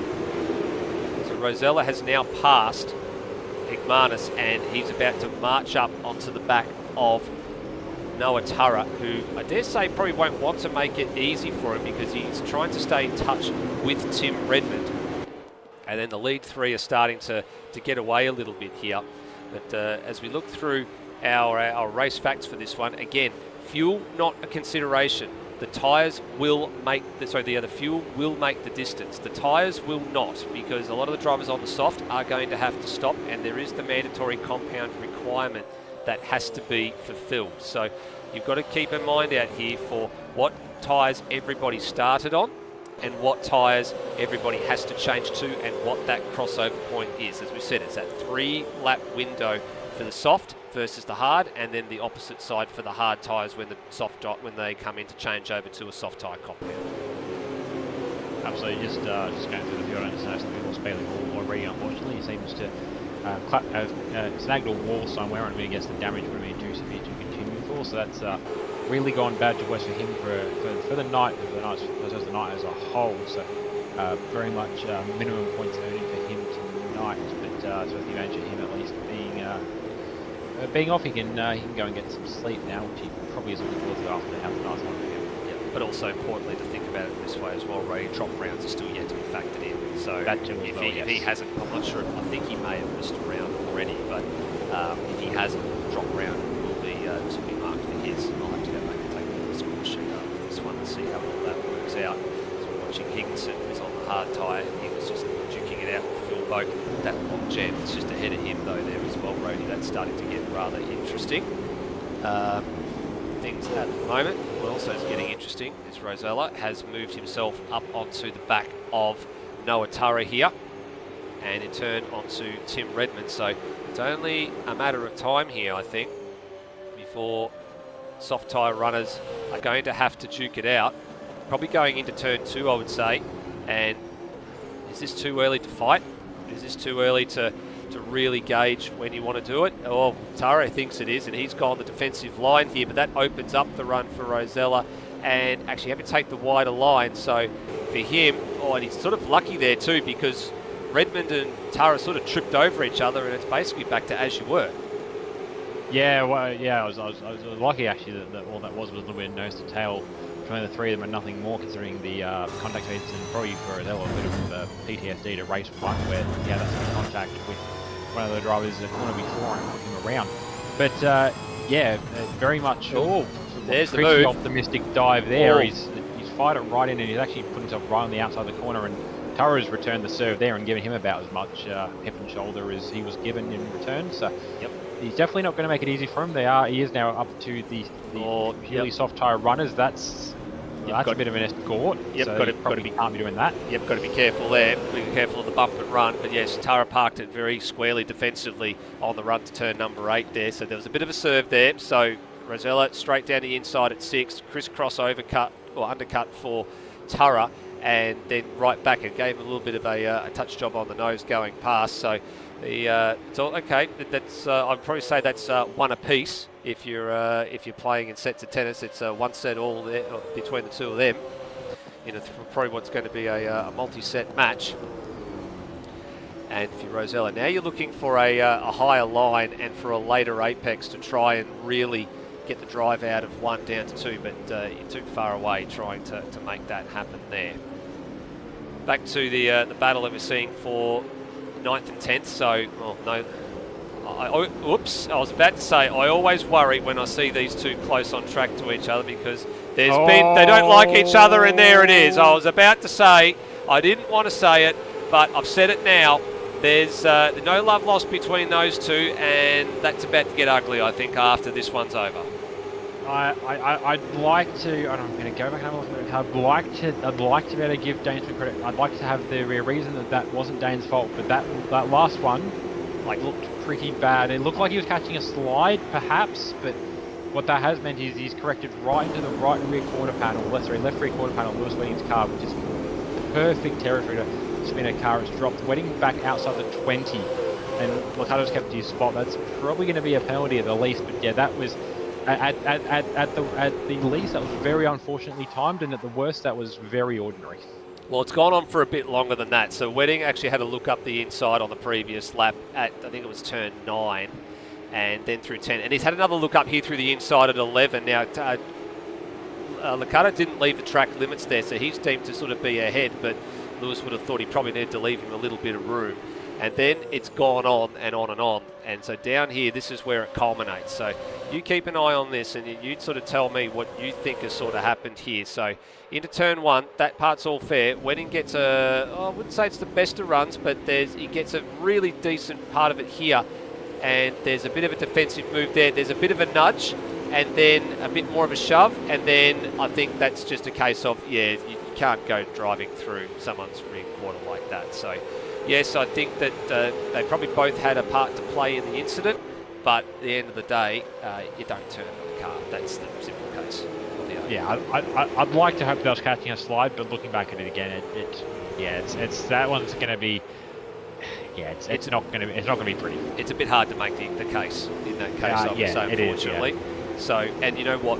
So for Licato, he's just got to get his head down. Now, that's the only thing he can really do, because if a safety car comes out, it's going to ruin his race, because if there is a post-race penalty to be issued, the safety car coming out for him could be the worst thing that he needs, because it'll compress the field and it'll make all those gaps that are in the field much smaller than what they are now. So he doesn't want that at all. I'm just speaking of moments and something that we've missed and all of that. Noah Tyre is currently in 12th. He has dropped just down to behind Nathan, in front of Nathan Higginson, and in this little group of cars here we're watching on screen, he's actually right smack in the middle of the pack. I'm just having a look to see. His last lap time around was 1:44.6, so he's come off the circuit somewhere on the previous tour, and he's actually pitting. So he's the first driver to pit in all of this. Now he is on the soft tyre. He started on the soft tyre. He was top 4. There he is. So he'll switch to the harder comp Penny. Now this is early, if I'm honest with you, Brody. I wasn't probably expecting him till about lap 9. But given he's so far down the field, I don't think he kind of has much of a choice here. Yeah, he might be trying to play something into this early, perhaps with a heavy car might fall, he might put himself in a good position later. All I will say is there was pretty hard racing. We saw it before we cut away from it, with the racing between Rosella and Tyre. I don't think it was necessarily Tyre tripped into something, but I think it was just contact, and then it was a little bit of tyre slide off the corner, and I'm going to guess damage at the least, if not, based on my experience with that same tyre wall a week ago, possibly a cut tyre somewhere as well that would have forced him into the lane. But yeah, what that has meant is that he's now off the back of the train by about 30 odd seconds. He's got a little bit of an air gap to the leaders. That said, it's not much. It's only about 2 or 3 corners, which is still the best part of 20 odd seconds. But he's going to have to try and make really big steps now on those hard tyres, whereas the guys in the lead are still able to do something with their softs, not for much longer, but for a little bit longer. Yeah, their biggest challenge of the leaders now is Wayne Walker's just currently coming off the back of Luke Ewing, who's after we were singing his praises in qualifying, has gone and I'm not going to say shit the bed, but his night's definitely not gone the way he wanted to go. No. To be down a lap on the leaders, just gone through there as well, and yeah, not having a good night, unfortunately, at SES Satellite Racing. No, definitely not. And we just saw Luke Rosella round up Tim Redmond heading into turn number 1 as well, so he played his cards right there. Now, I did see it was a yellow flag now out here in turn number 2, and that's for Steve Warwick, who's off the circuit, so he's possibly had a moment somewhere there. I'm not sure if he's been escorted or if he's run off of his own self-doing. But actually, it looks like, just looking at the trackside vision there, he's had a spin and done that all on his own. So no other party involved in that one there.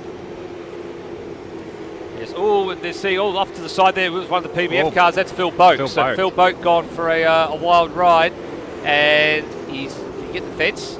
I think he got the fence. So he is now coming. And he's got a cut tyre now. Oh, that's going to ruin his strategy too, because he's on the hard tyre. That's gone completely now. Front left is completely gone. And I think if he turns to the left here, smoking like a cigarette at the moment. So that's going to completely ruin his strategy. So he needs a safety car, or he's going to have to stop again. Yeah, that car is, that got a bit of a major wake-up call there. So for Boak, what happened to him? Did he get spun out on his own? No, another victim on their own. Hung up on the curb, actually gassed it up a little bit too much, and, oh yeah, hard lick, big hard hit. Yeah, I don't think they're doing the curb so much, because it is a curb, but it's really just a tarmac area. There's not too much of a grip loss through there at all. I think it was just already starting to pirouette from there and just trying to get on throttle, and you couldn't catch it. But I would like to talk to whoever's decided to hide razor blades in all the tyre walls at SMP, because that's the 3rd or 4th car that's been into the wall and has picked up a tyre puncture as a result of it. It's been more prevalent, I think, we've seen in other rounds, and I know that I'm personally invested in this because I was one of the cars happened to Endev Series, but yeah, the tyre pops are pretty heavy around here, so somebody is clearly disposing of their used razor blades and syringes in the tyre walls at SMP, and that's right. I'd like to speak to the using community of Sydney and see if they can fix that for us next year. We'll soon find out. There's been a couple of stops going on while you're away. The biggest one of those is Will Devonish out of 3rd place, so he's come in at the end of lap 8 and exchanged his soft tyres for a set of hards, so he's good to the finish from here. So that elevates Rosella into 3rd, and also along with Phil Boak coming into lane with Angus Brown. And that is all. So a few drivers starting to hopefully cause a cycle of early stops here. So Redmond now the next man into the lane. So he's pitting, and there goes Egmanis. So he's gone through, and Stenberg as well. So there have been a few changes. So now Stenberg will be reacting to what Devonish is doing here, and I guess it's probably pushed to the crossover point. So this will be fairly close, I would say, on exit. And there's a car touring the lanes, a few extra cars coming into the lane here. So Wedding in, Redmond's leaving, and I think Stenberg will get out just in front, and he will, as Devonish is rounding up Rory Collins, and he's going to get out in front. He's going to merge in the back of shot. There he is. So Stenberg forced to react to what was going on and react correctly, and has come out behind Daniel Cox. So importantly, he's come out on new hard tyres, but he's behind another car that has got used hard tyres that have done the better part of 9 laps already. He needs to clear some of this traffic quickly, but it's going to be a little bit difficult, I think, because there's a few drivers that are battling for position here. So Cox is not exactly making this difficult, Rady. This is for position, so he's entitled to do so. Yeah, exactly. Like his concern is not so much with what Stenberg's doing, but if he opens the door and waves the white flag and rolls the red carpet for Kurt Stenberg to get through, he's going to lose half a second to a second on the likes of Pete Thrower and Steve Warwick ahead of him, and then also the likes of maybe race leader in range of Luke Speck behind as well. And actually, Will Devonish, who's just trying to get past Luke Speck now. Yep. So Wayne Walker now in. Rosella to the lead of the race, so he's going around again on the soft tyre. And Kiddis, his teammate, will go through. Egmanis will go through. So Kiddis started on the soft tyre and Egmanis on the hard tyre. So, all right, keep an eye out for those. So at the moment, the leaders are on soft and hard as they keep going around the Sydney Motorsport Park circuit. And Stenberg now starting to pick his way through the traffic a little bit more here. So he hasn't completely gapped Will Devonish by using the traffic, but the lap traffic not exactly making it easy for him. Now, where's Wayne Walker? He's exited the lane and is on the move and has just left the lane. So the margin's about what it was from Stenberg to Walker. There he is, just heading the purple car, just heading out of the shot there. So it's roughly about somewhere between 1.5 and 2 seconds at the moment. So it's not far off what it was when they came in. So that crossover window, we said, was probably about lap 9 to about lap 12 as we were expecting it to be. That's when the tyres were going to be at their worst. Devonish sort of opened that window around lap 8. Tyre had to open it a little bit earlier because of his incident that we still don't have a clear picture on what that was. But now if you're a soft tyre runner, you probably want to be getting into the lane, and that's what Luke Rosell is doing now. So this is sort of the end of that first group of the 3-lap windows, and he's going to attack that line, gets it stopped. Nicely done.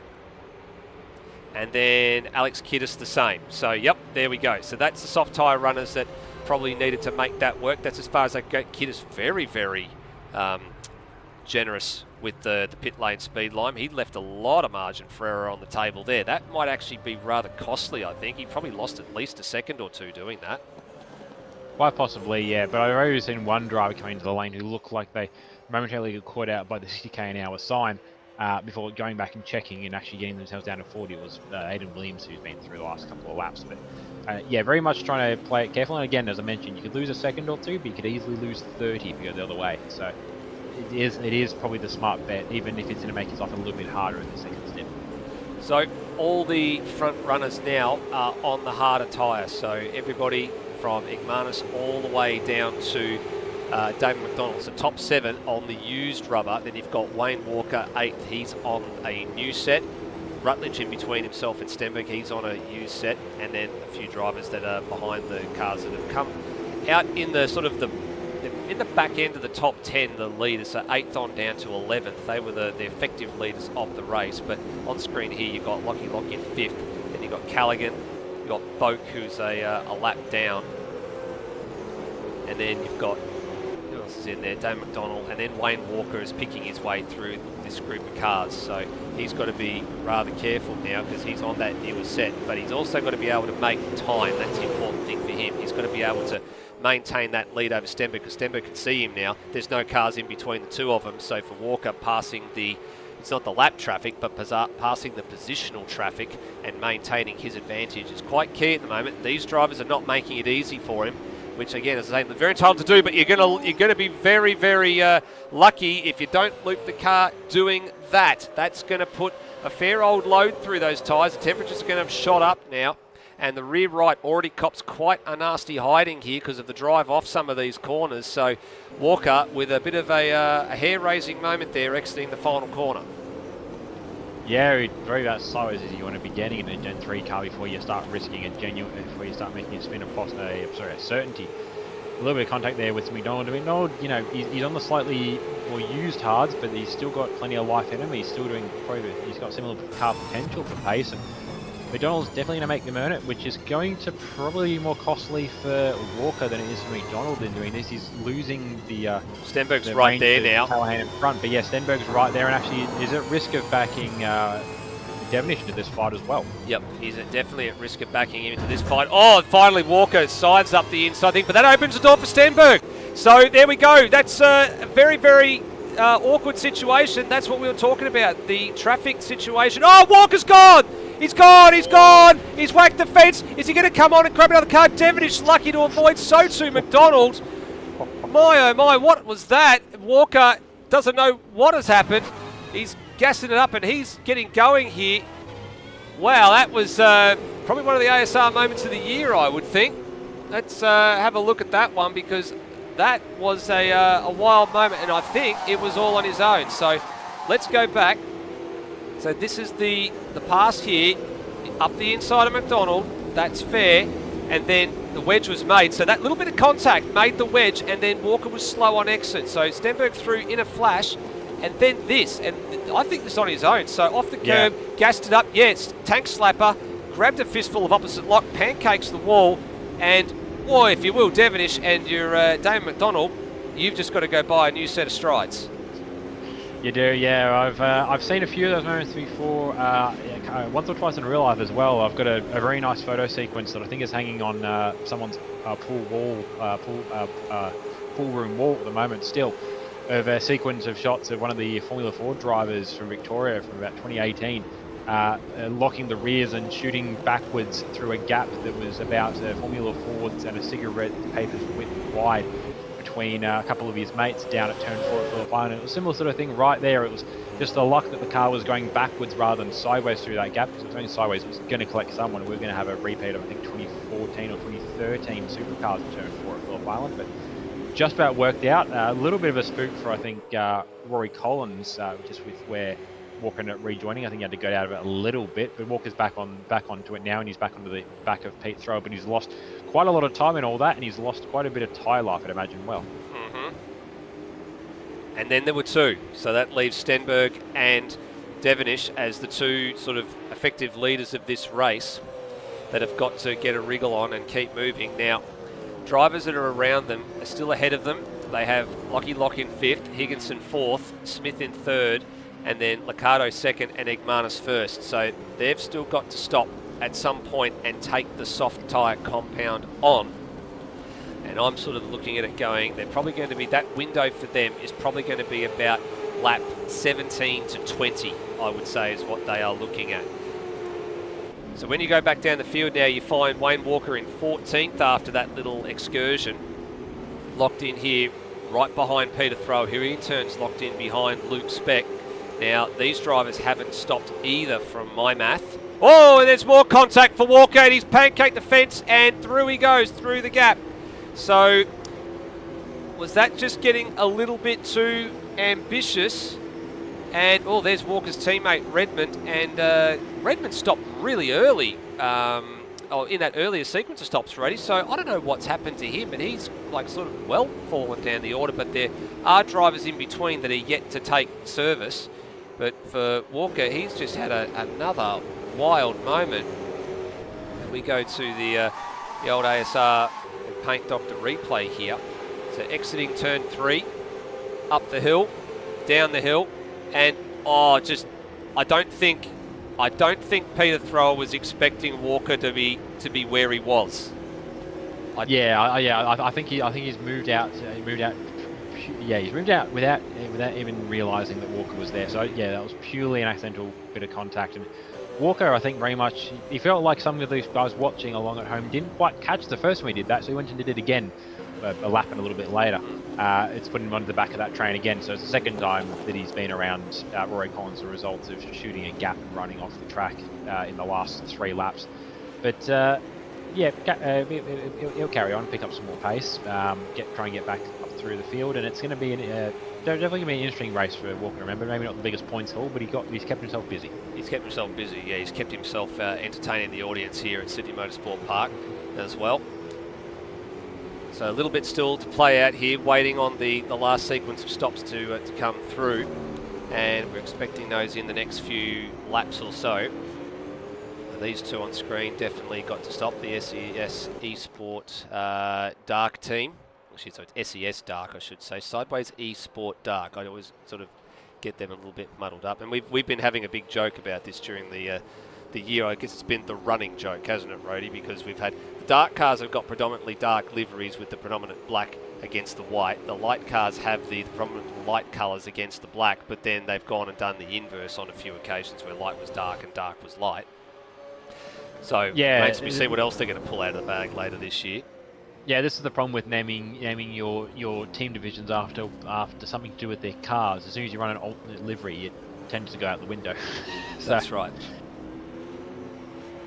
Right. So a few drivers are really taking this as long as they can, but this window is now open. This crossover window is now open now. It's probably a little bit.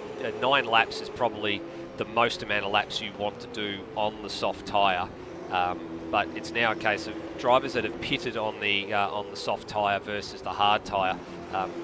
Are they faster than you at this point? Because if they are, the drivers that have got off the soft tyre and pitted for the hard tyre, if they're faster than you at this point, you need to be considering getting in and getting the soft tyre on and then going to the end of the race.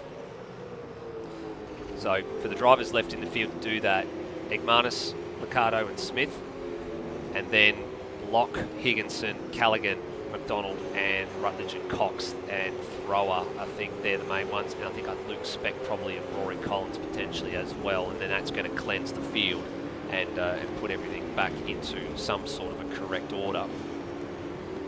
It's about pulling the trigger. Egmanis has gone round again, and he's actually reprising the Indigenous livery that he used at the previous round at Hidden Valley. I think 1 or 2 drivers still had gone and created a livery, but they hadn't actually had a chance to run it yet, so I'm not sure when they're going to dust those ones off and run them. We'll find out. Right, first group in that, of drivers in that lead group to come in and stop to get the soft tyre on is Darryl Callaghan. So in comes the Optus Walkinshaw Andretti United Mustang. And Liccardo as well, and Cox. So, Cox locking it up, but I think getting it stopped before the line. Thrower as well. And there's the Specmobile right in behind him. Thrower actually being very liberal with the pit lane line. Actually, that wasn't Spec. It was someone else, I think, was in the back shot there. Spec's gone round again. And he's still on the hard tyre too. And just ahead of him is the recovering Wayne Walker. So Walker, out of all of that, has popped up behind Redmond, who went to the hard tyre. He was one of the very first drivers to sort of pit out of the sequence and stop. So he'll be looking to move that on quite well. What about our race leader, Egmanis? He's going to go round again. So he's sort of holding out hope here for safety car. Now, I think if Egmanis, this might actually be probably the wrong move, I would say, because there was some traffic at the pit exit. Is he going to clear it? Oh, he's just cleared it. So very lucky. Oh, running right around the outside. That's not so lucky. But I say that is very lucky. But he's come out in front of Peter Thrower. So that's very important. So for him, that actually puts Thrower a lap down. But then Egmanis will feed back into wherever he feeds back into. But importantly for him, if he had been caught behind Thrower and caught behind the car behind him, which is Rory Collins, that was the car that was in the pits, then he would have been in a world of trouble because he would have potentially dropped a few spots through the pit stop sequence, but because he's in front, he's got the clear air now. But I'd say he has to be in this lap, Brady. I don't think he can afford to go much longer. Yeah, I think the longer he pushes on at this point, the more spots he stands to lose. The only flip side to that is a safety car, which would nullify the time loss almost completely. But he's going to have one fairly soon, because if he runs much longer, there's going to be no point switching on to, outside of the fact it dictates you have to, there's be no point switching on to the softs because you're barely going to get any advantage out of them before the end of the race. So he probably needs to be in this lap or next lap unless he is hard committed to the safety car, in which case he's throwing away a race result if it doesn't happen, and he's relying on the cars around him to do something. And look, we could get one. There was pretty energetic racing in the early going, but now we've got some guys going out on fresh softs, so I wouldn't be surprised to see some energy back in the field, but you're still asking a lot, and to be fair, it's gone around again. Plenty of moments that should cause a safety car, and they haven't done so yet. He's gone around again. Egmanis has gone around again, so this is bleeding time, I think, now for him. His last lap was a 31.9. He's looking at Stenberg doing 30 flat, and Devonish, who's doing a 30.3. So the time is there. and he's now in crossover territory. He's right on the upper end of the window, but the hard tyre restart is well and truly now minced to pieces, and he's not pulling away from Thrower, who's actually a lap down to the race leader at the moment. So that says enough. If you're not pulling away from a driver that's on a fresher compound tyre, there's something seriously wrong. Yeah, so he's actually he's going to have a problem now where Thrower's in his rights if he's got pace to put a move on, or well, put a move on, but get his car past Igmanis and then pull away. Same thing for Collins back there as well. They're definitely hanging with him, and probably more than hanging with him. If they had clear runs, they could probably get up and get past him. But I think they're trying to do now, and it doesn't help Termo to a point to be behind them, but he has just signaled the pit crew that he wants to come in this lap, and yeah, this is about the latest you want to push that. He'll get a really nice run out of the softs, and if he's managed his fuel window quite nice, he basically gets to run qualifying laps to the end. But yeah, he's probably still burned himself a little bit in doing it this way. He very much was seemingly banking on a safety car and just didn't get one in the end. And yeah, he's probably going to drop, I'd say definitely outside the 10, probably looking for something like... actually. Well, just looking at his sector times alone, he's miles slower in a lot of the sectors as well. Like, he was a second and a half slower across the opening 2 sectors quite comfortably. So there's definitely a loss there. So that's going to start to cycle the field proper. Now everybody, I'm led to believe, is in and has completed their sequence of stops.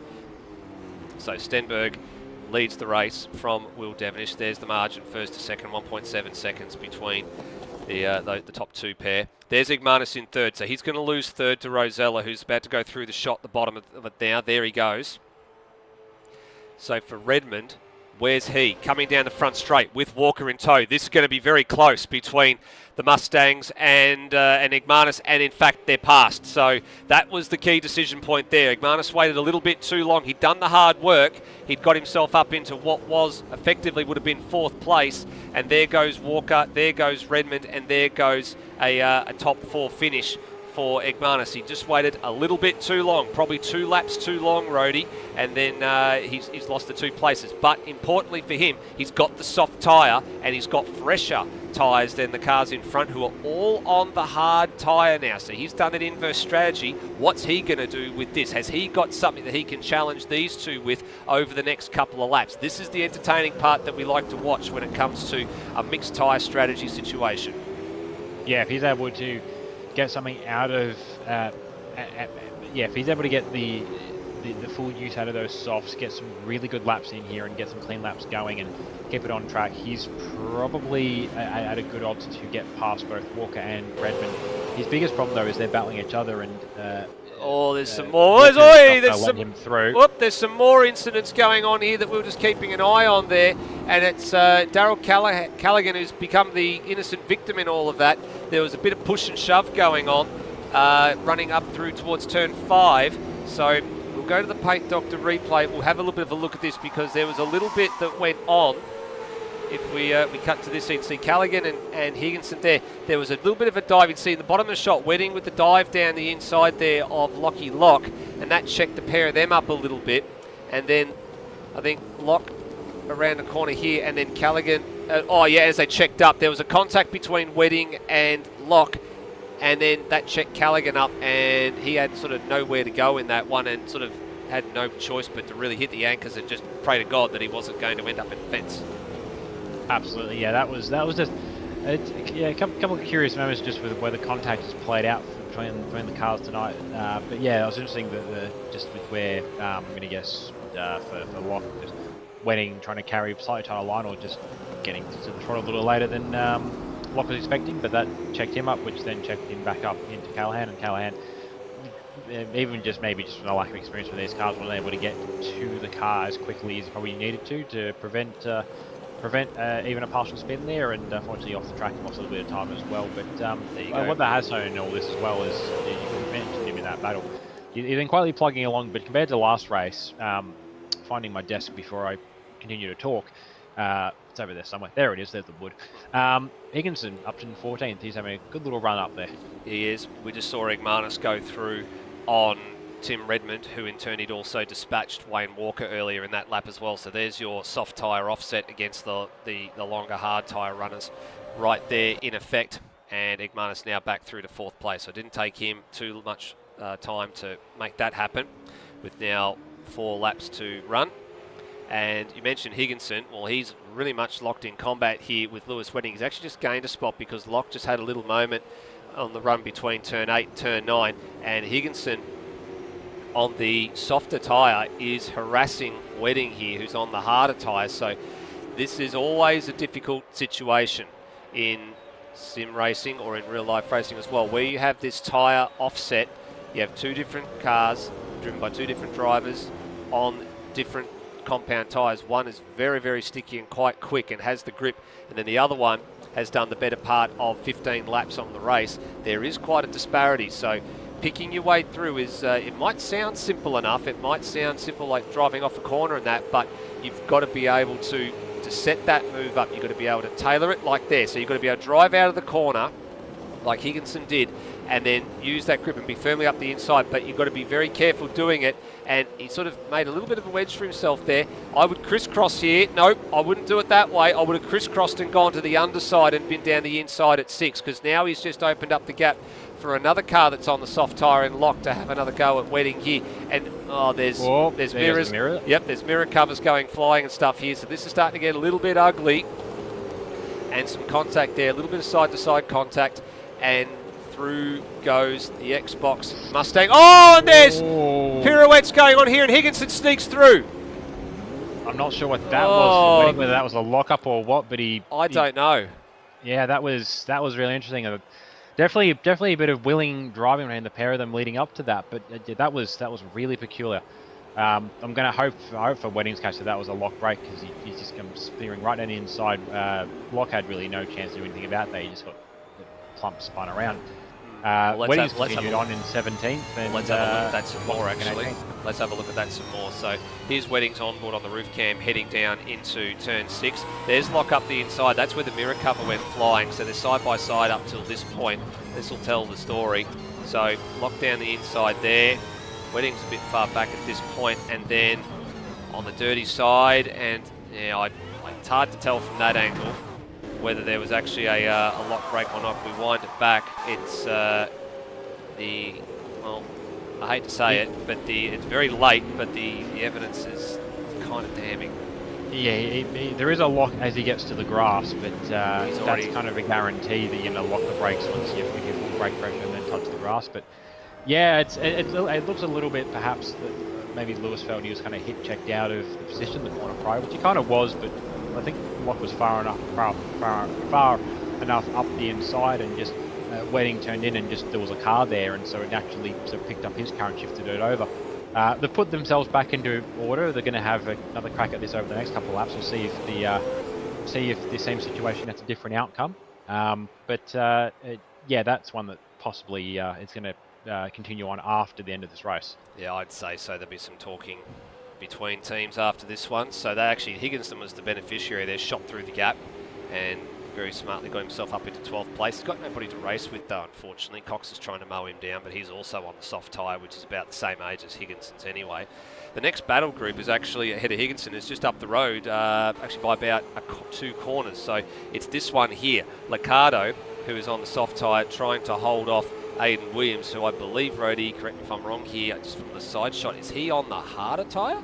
He is on the harder tyre, yes. I think Aiden was remember, he was one of the ones starting on the soft tyre, so he's getting into the longer range of those, or the longer run of those hard tyres, but he's been very willing, if nothing else, tonight, just generally I think for Aiden. He's very much a dark horse in the field. Not a lot of guys have had a chance to overlap with him in his time at ASR to, I suppose, any great degree. He's not currently affiliated with too many teams. He's sort of running a Lock design paint. That's about the extent where that goes. Yeah, he's doing a good job with keeping it up to Dane, and I'm not sure, maybe Dane's been run just a bit hard on those softs. Maybe he came in a bit too early and you're starting to feel the reverse side of that playing card. But yeah, he's definitely giving him a real run for his money. Maybe Liccardo's over fuel or something, I don't know. But it could also be a case for Liccardo where he probably knows that he can beat Williams, but the next car for him up the road is Ryan Smith, who's half the front straightaway. He's probably I wouldn't say, yeah, playing with your food probably isn't quite the right phrasing for it, but he's probably trying to make something of the last lap now that he's got over the race. That's right. Well, we're just keeping an eye on him too, because he was one of the drivers that sort of in that last group of drivers that had to come in toward the end of the hard tyre stint. He was one of that first lot of cars that came in and changed the soft, so they are a little bit older. We're just cycling through the field, having a look at some of the other battles here, but this lead at the front opened up after the pit stop sequence here. So chalk 2 wins for the night up and a maximum 300 points for Kurt Stenberg. He said 3 weeks ago he loves this place and he was very much looking forward to it, and there is the proof in the pudding. A very, very handy better part of almost 5 seconds almost to the number to Will Devonish at the end of the day.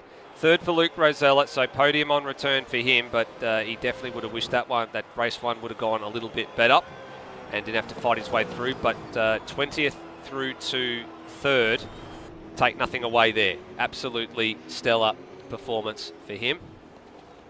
Egmana's fourth, so the strategy at the end of the day wasn't such a bad thing for him. He just had a little bit of work to do and made it a little bit difficult for himself coming through over Redmond and Walker, having to change a few things there. So Walker, I think, I'm not sure if he's got the engine potentially letting go there. I'm pretty sure I just heard a genuine money shift from 6th to 3rd as he crossed the line there. So he's very, very much wanting to finish this race as soon as possible. Yep. Kiddis in 7th. Good round all night for Alex Kiddis. It's actually probably one of his better nights, I think, that he's had in Supercars. Noah Tyre, well, we've still got to get to the bottom of what happened with him early on in the race, because he was definitely at a massively big lap at some point that was definitely out of character. Ryan Smith in 9th, and then Dane Liccardo 10th. So the two Sideways Esport Dark machines bringing up the top 10 here. And for the top 10, that's all right there. The next man outside the 10 was Aidan Williams, who was hassling Liccardo toward the end of that race, and then Daniel Cox, Cam Rutledge. So the stablemates finishing line astern there. Now, unlike Formula One, we don't keep tabs on teammates and who out-qualifies who and who out-races who. If we did that, then there'd be plenty of people getting dropped. David McDonald in 14th for him. Higginson finished 15th after all of that, and then Callaghan 16th. He was the unlucky one in that too. He probably could have finished at least a couple of spots higher if not for that little bit of an incidental contact a couple of laps from home. Wedding, he's done. I think he's in the pits already. Brown on substitute, he was 18th, and then Loughnane in 19th and Speck in 20th. So not the best night for Luke Speck. Actually fared a lot better in the development series a week ago than he did tonight. And then the other drivers that finished the race, Rory Collins, Peter Thrower, Lockie Locke, Steve Warwick and Phil Boak, and the two retirements, Luke Newing, Bailey Hall, and the one non-starter, Brendan Folt.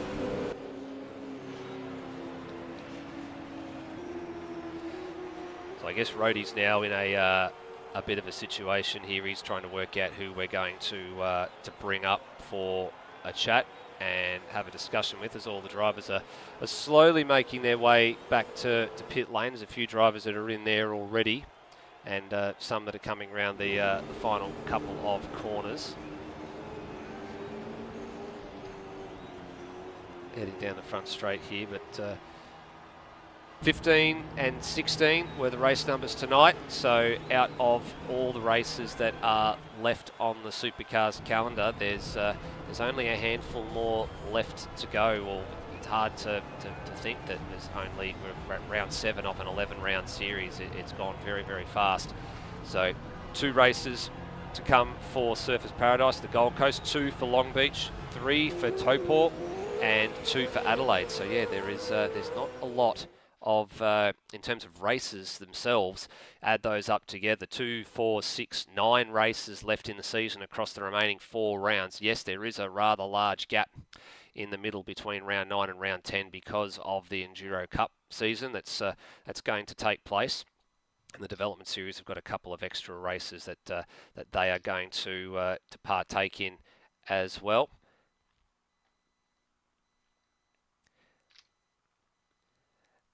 And Rhodey, who are you looking to have a chat and to bring up for interviews tonight? I was just getting the last of the points, and so I have a memory jog of how people finished, so I can act like not like I wasn't paying attention. But as I've mentioned to you when we started this So tonight I'm running on borrowed time when it comes to sleep. So the Well, attention span won't have been the best, but we are going to get some drivers Well, if you're sorted. It well, if, would given you make do sense to given you grab do the. the give Brody, given you do the interviews anyway, if you're running on borrowed sleep, how about we do something a little bit different tonight, and we don't interview drivers. No, I'm happy to give you a night off. no. I'm still good to go. I've got a little bit left in the tank, and I think this, some good performance. I like to talk to some guys, so we'll make it nice and simple though. We'll probably grab the podium sitters from tonight's running. So that does mean that we are going to be gaining Kurt Stenberg with his perfect result. We'll be Just can't gaining. remember Yep, his name himself. We'll be gaining Will Devenish because he'll be Will second Devenish overall for the night. And then and I'm trying to work out who the third is going to be because Walker was in the top three and then he finished in sixth. So I'd say that he is probably going to be up there. Possibly, I'm just trying to work out off the results who actually is the driver that is third place. It's going to be rather tight, I think, between between Devonish and Redmond. It's going to be between Redmond and Walker, I think, because of how those results have were flipped around. Now, normally we have somebody that's in the point sheet that's keeping tabs on things for us throughout the night. And punching those numbers in. So Stenberg, yep, is definitely your round winner. Devonish is second overall with 267 points. Wayne Walker has 240, and Redmond has 207. So Walker is third overall by my math, and Noah Tyre actually on 210. So yep, so it is Stenberg, Devonish, and Walker are the three that we'd be looking for. And I'm assuming you're probably going to bring up one or two drivers as well for a bit of an involved chat as well, Rody. So they're all arriving here for us to have a little bit of a discussion with. And are you going to kick it off with position number one for the night, Rody, overall, or where are you going to start? I can start with section one because we can tell very easily who that is, and I'll probably work my way down from there. But Kurt Stenberg, you mentioned to us a couple of weeks ago now that you're pretty on stuffing up entirely. That you're a fan of this place, and to come back for your first time in a few rounds with a clean sweep of the weekend, that's a pretty good way to go about it. Yeah, very, very happy. So I love this place, and it was good to get the result. So we did a bit of work between rounds. We knew that the car wasn't very good at the last round, so we did a bit of work a few weeks ago after that event, and then sat on our laurels and rocked up tonight, and everything that we did then came to fruition. So that was really good. Absolutely. I've just checked. It is actually your first clean sweep of the year. Your second best result for that comes with 2 wins and a second right at the start of the year. But yeah, 2 wins, pretty good. You definitely had to earn it at points of the night there. But right as I think was it after the pit stop in that second race, it was basically just sort of grab an airline ticket and check out and put the feet up. Yeah, I mean, I was actually quite surprised. I'll be honest, I thought I had really good pace coming into the event based on what I'd seen from my own practice times. I was a bit surprised in quali, and race one even the pace was faster than I expected.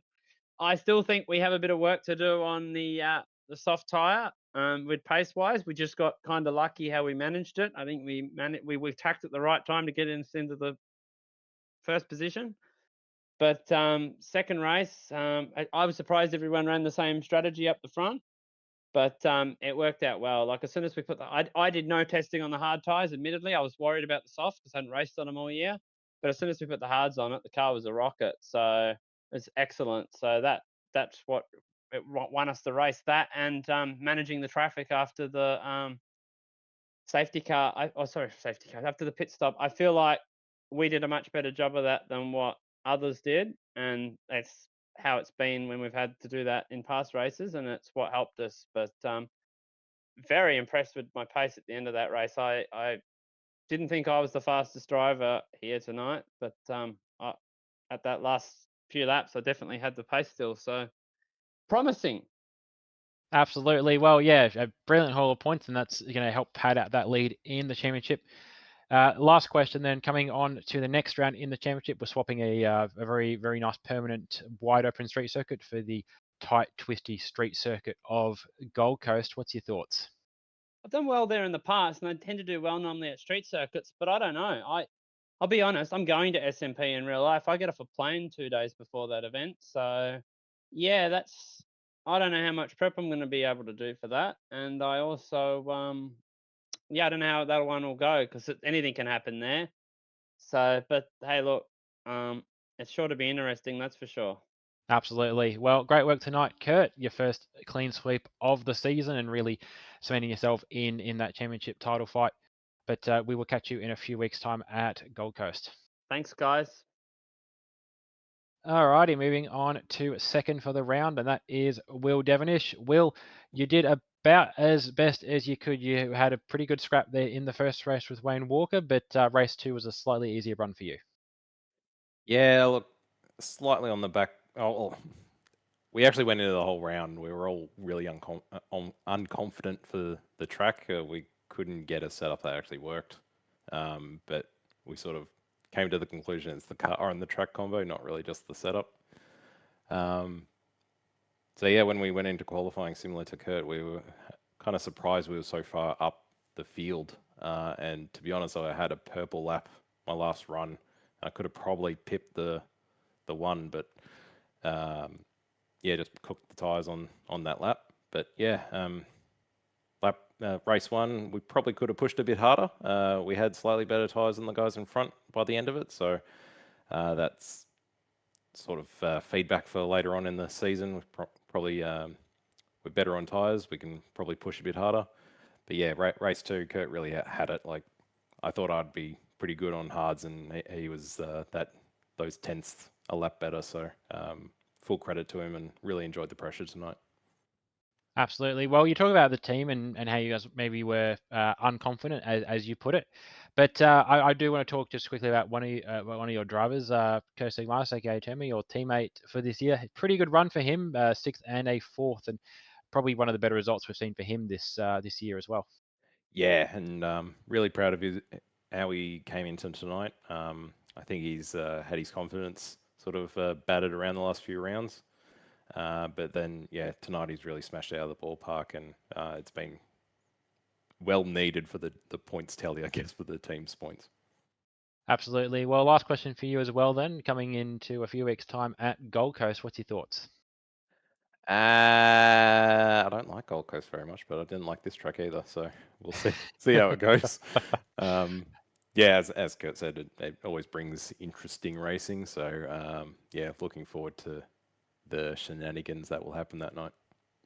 Alrighty, well, great work by yourself tonight, Will, to pick up a 3rd and a 2nd, and it takes 2nd for the round, and we'll catch you a few weeks' time at the Gold Coast. Thank you. Moving on now to 3rd in the round, just a one podium visit for him tonight, but definitely an improvement on the last round. Wayne Walker picking up 2nd in race number 1 was a good run. Race 2, they made you earn a little bit more. Yeah, qualifying went, really good, but from there on it was, yeah, like a downhill. Just, yeah, the second race was a nightmare. Absolutely. Well, you were just trying to correct my memory on this. You were one of the guys to start race 2 on the soft tire to go into the hard compound at the end. What was it that you found that you weren't quite able to hold to the likes of Kurt Stenberg and Will Devonish towards the end of that race? Oh, I think I after I come out of the pits on the hard, I sort of got caught up in a bit of traffic, and then Stenberg, got past me, and I was trying to stay with him and made a stupid mistake. Just got on the throttle a bit hard and spun it around, and yeah, I got a bit of damage there as well. So it was yeah, hard from there on. Absolutely. I will quickly as well. I do want to talk about your teammate as well, because similar to Tomo, he's had a really strong performance. Alex Kiddis, that's his. I think it's his. Not only is it his first top 10 for the year, he's picked up a second one, or picked up 2 in the same round. So really good performance from your teammate there, and good to see given the topsy turvy start he's had to this year. Yeah, that was a good finish with from Alex. He yeah, just kept it on the track, and by the looks of it, didn't get him too much trouble. That's always good to see. And I suppose finally, then, your thoughts coming into Gold Coast. Yeah, I'm not really a fan of this track, but yeah, we'll do some practice and see what we can see what we can come up with. Alrighty, well, great work by yourself tonight, Wayne, and we'll catch you next time for the Gold Coast. Thank you. And finally, the other podium sitter for tonight's racing, he had to work it out the hard way, though. Luke Rosell, after being missing from the championship since round number 2, where you, actually your second appearance for the year. A little bit rusty for race number 1, but you got yourself back in there in race 2. Yeah, pretty abysmal overall, really. Qualifying was the car and me as well was not gelling. Couldn't get a good lap together, so I was pretty happy to still get second. And then race 1, just people just trying to take me out. I don't know what was going on. There's some really weird contact going on. Something got to do with the hip box. I don't know what was going on, but really, terrible race 1, which put us on the back foot for race 2, starting 20th. Started on the softs though, so actually made it quite easy to get myself in a reasonable position after 5 or so laps. And yes, so I was setting up for a good finish, but I forgot I was filling the thing up to 133 litres at the pit stop, so that left us with a long stop and an overweight car for the final stint. So yeah, absolutely no good. Fair enough. Still a good hustle to get up to third, though, and I suppose the advantage, the silver lining of starting from 20th race number 2 is you had a bit more freedom to decide on a strategy to play with, whereas if you're up the front, you might have been locked into a certain strategy to sort of work with the guys at the front. But it gave you a good chance to get some passing done on the rest of the field and get your way around SMP. I can't remember from memory. Is SMP one of your preferred tracks, or are you happy to see us out of here now?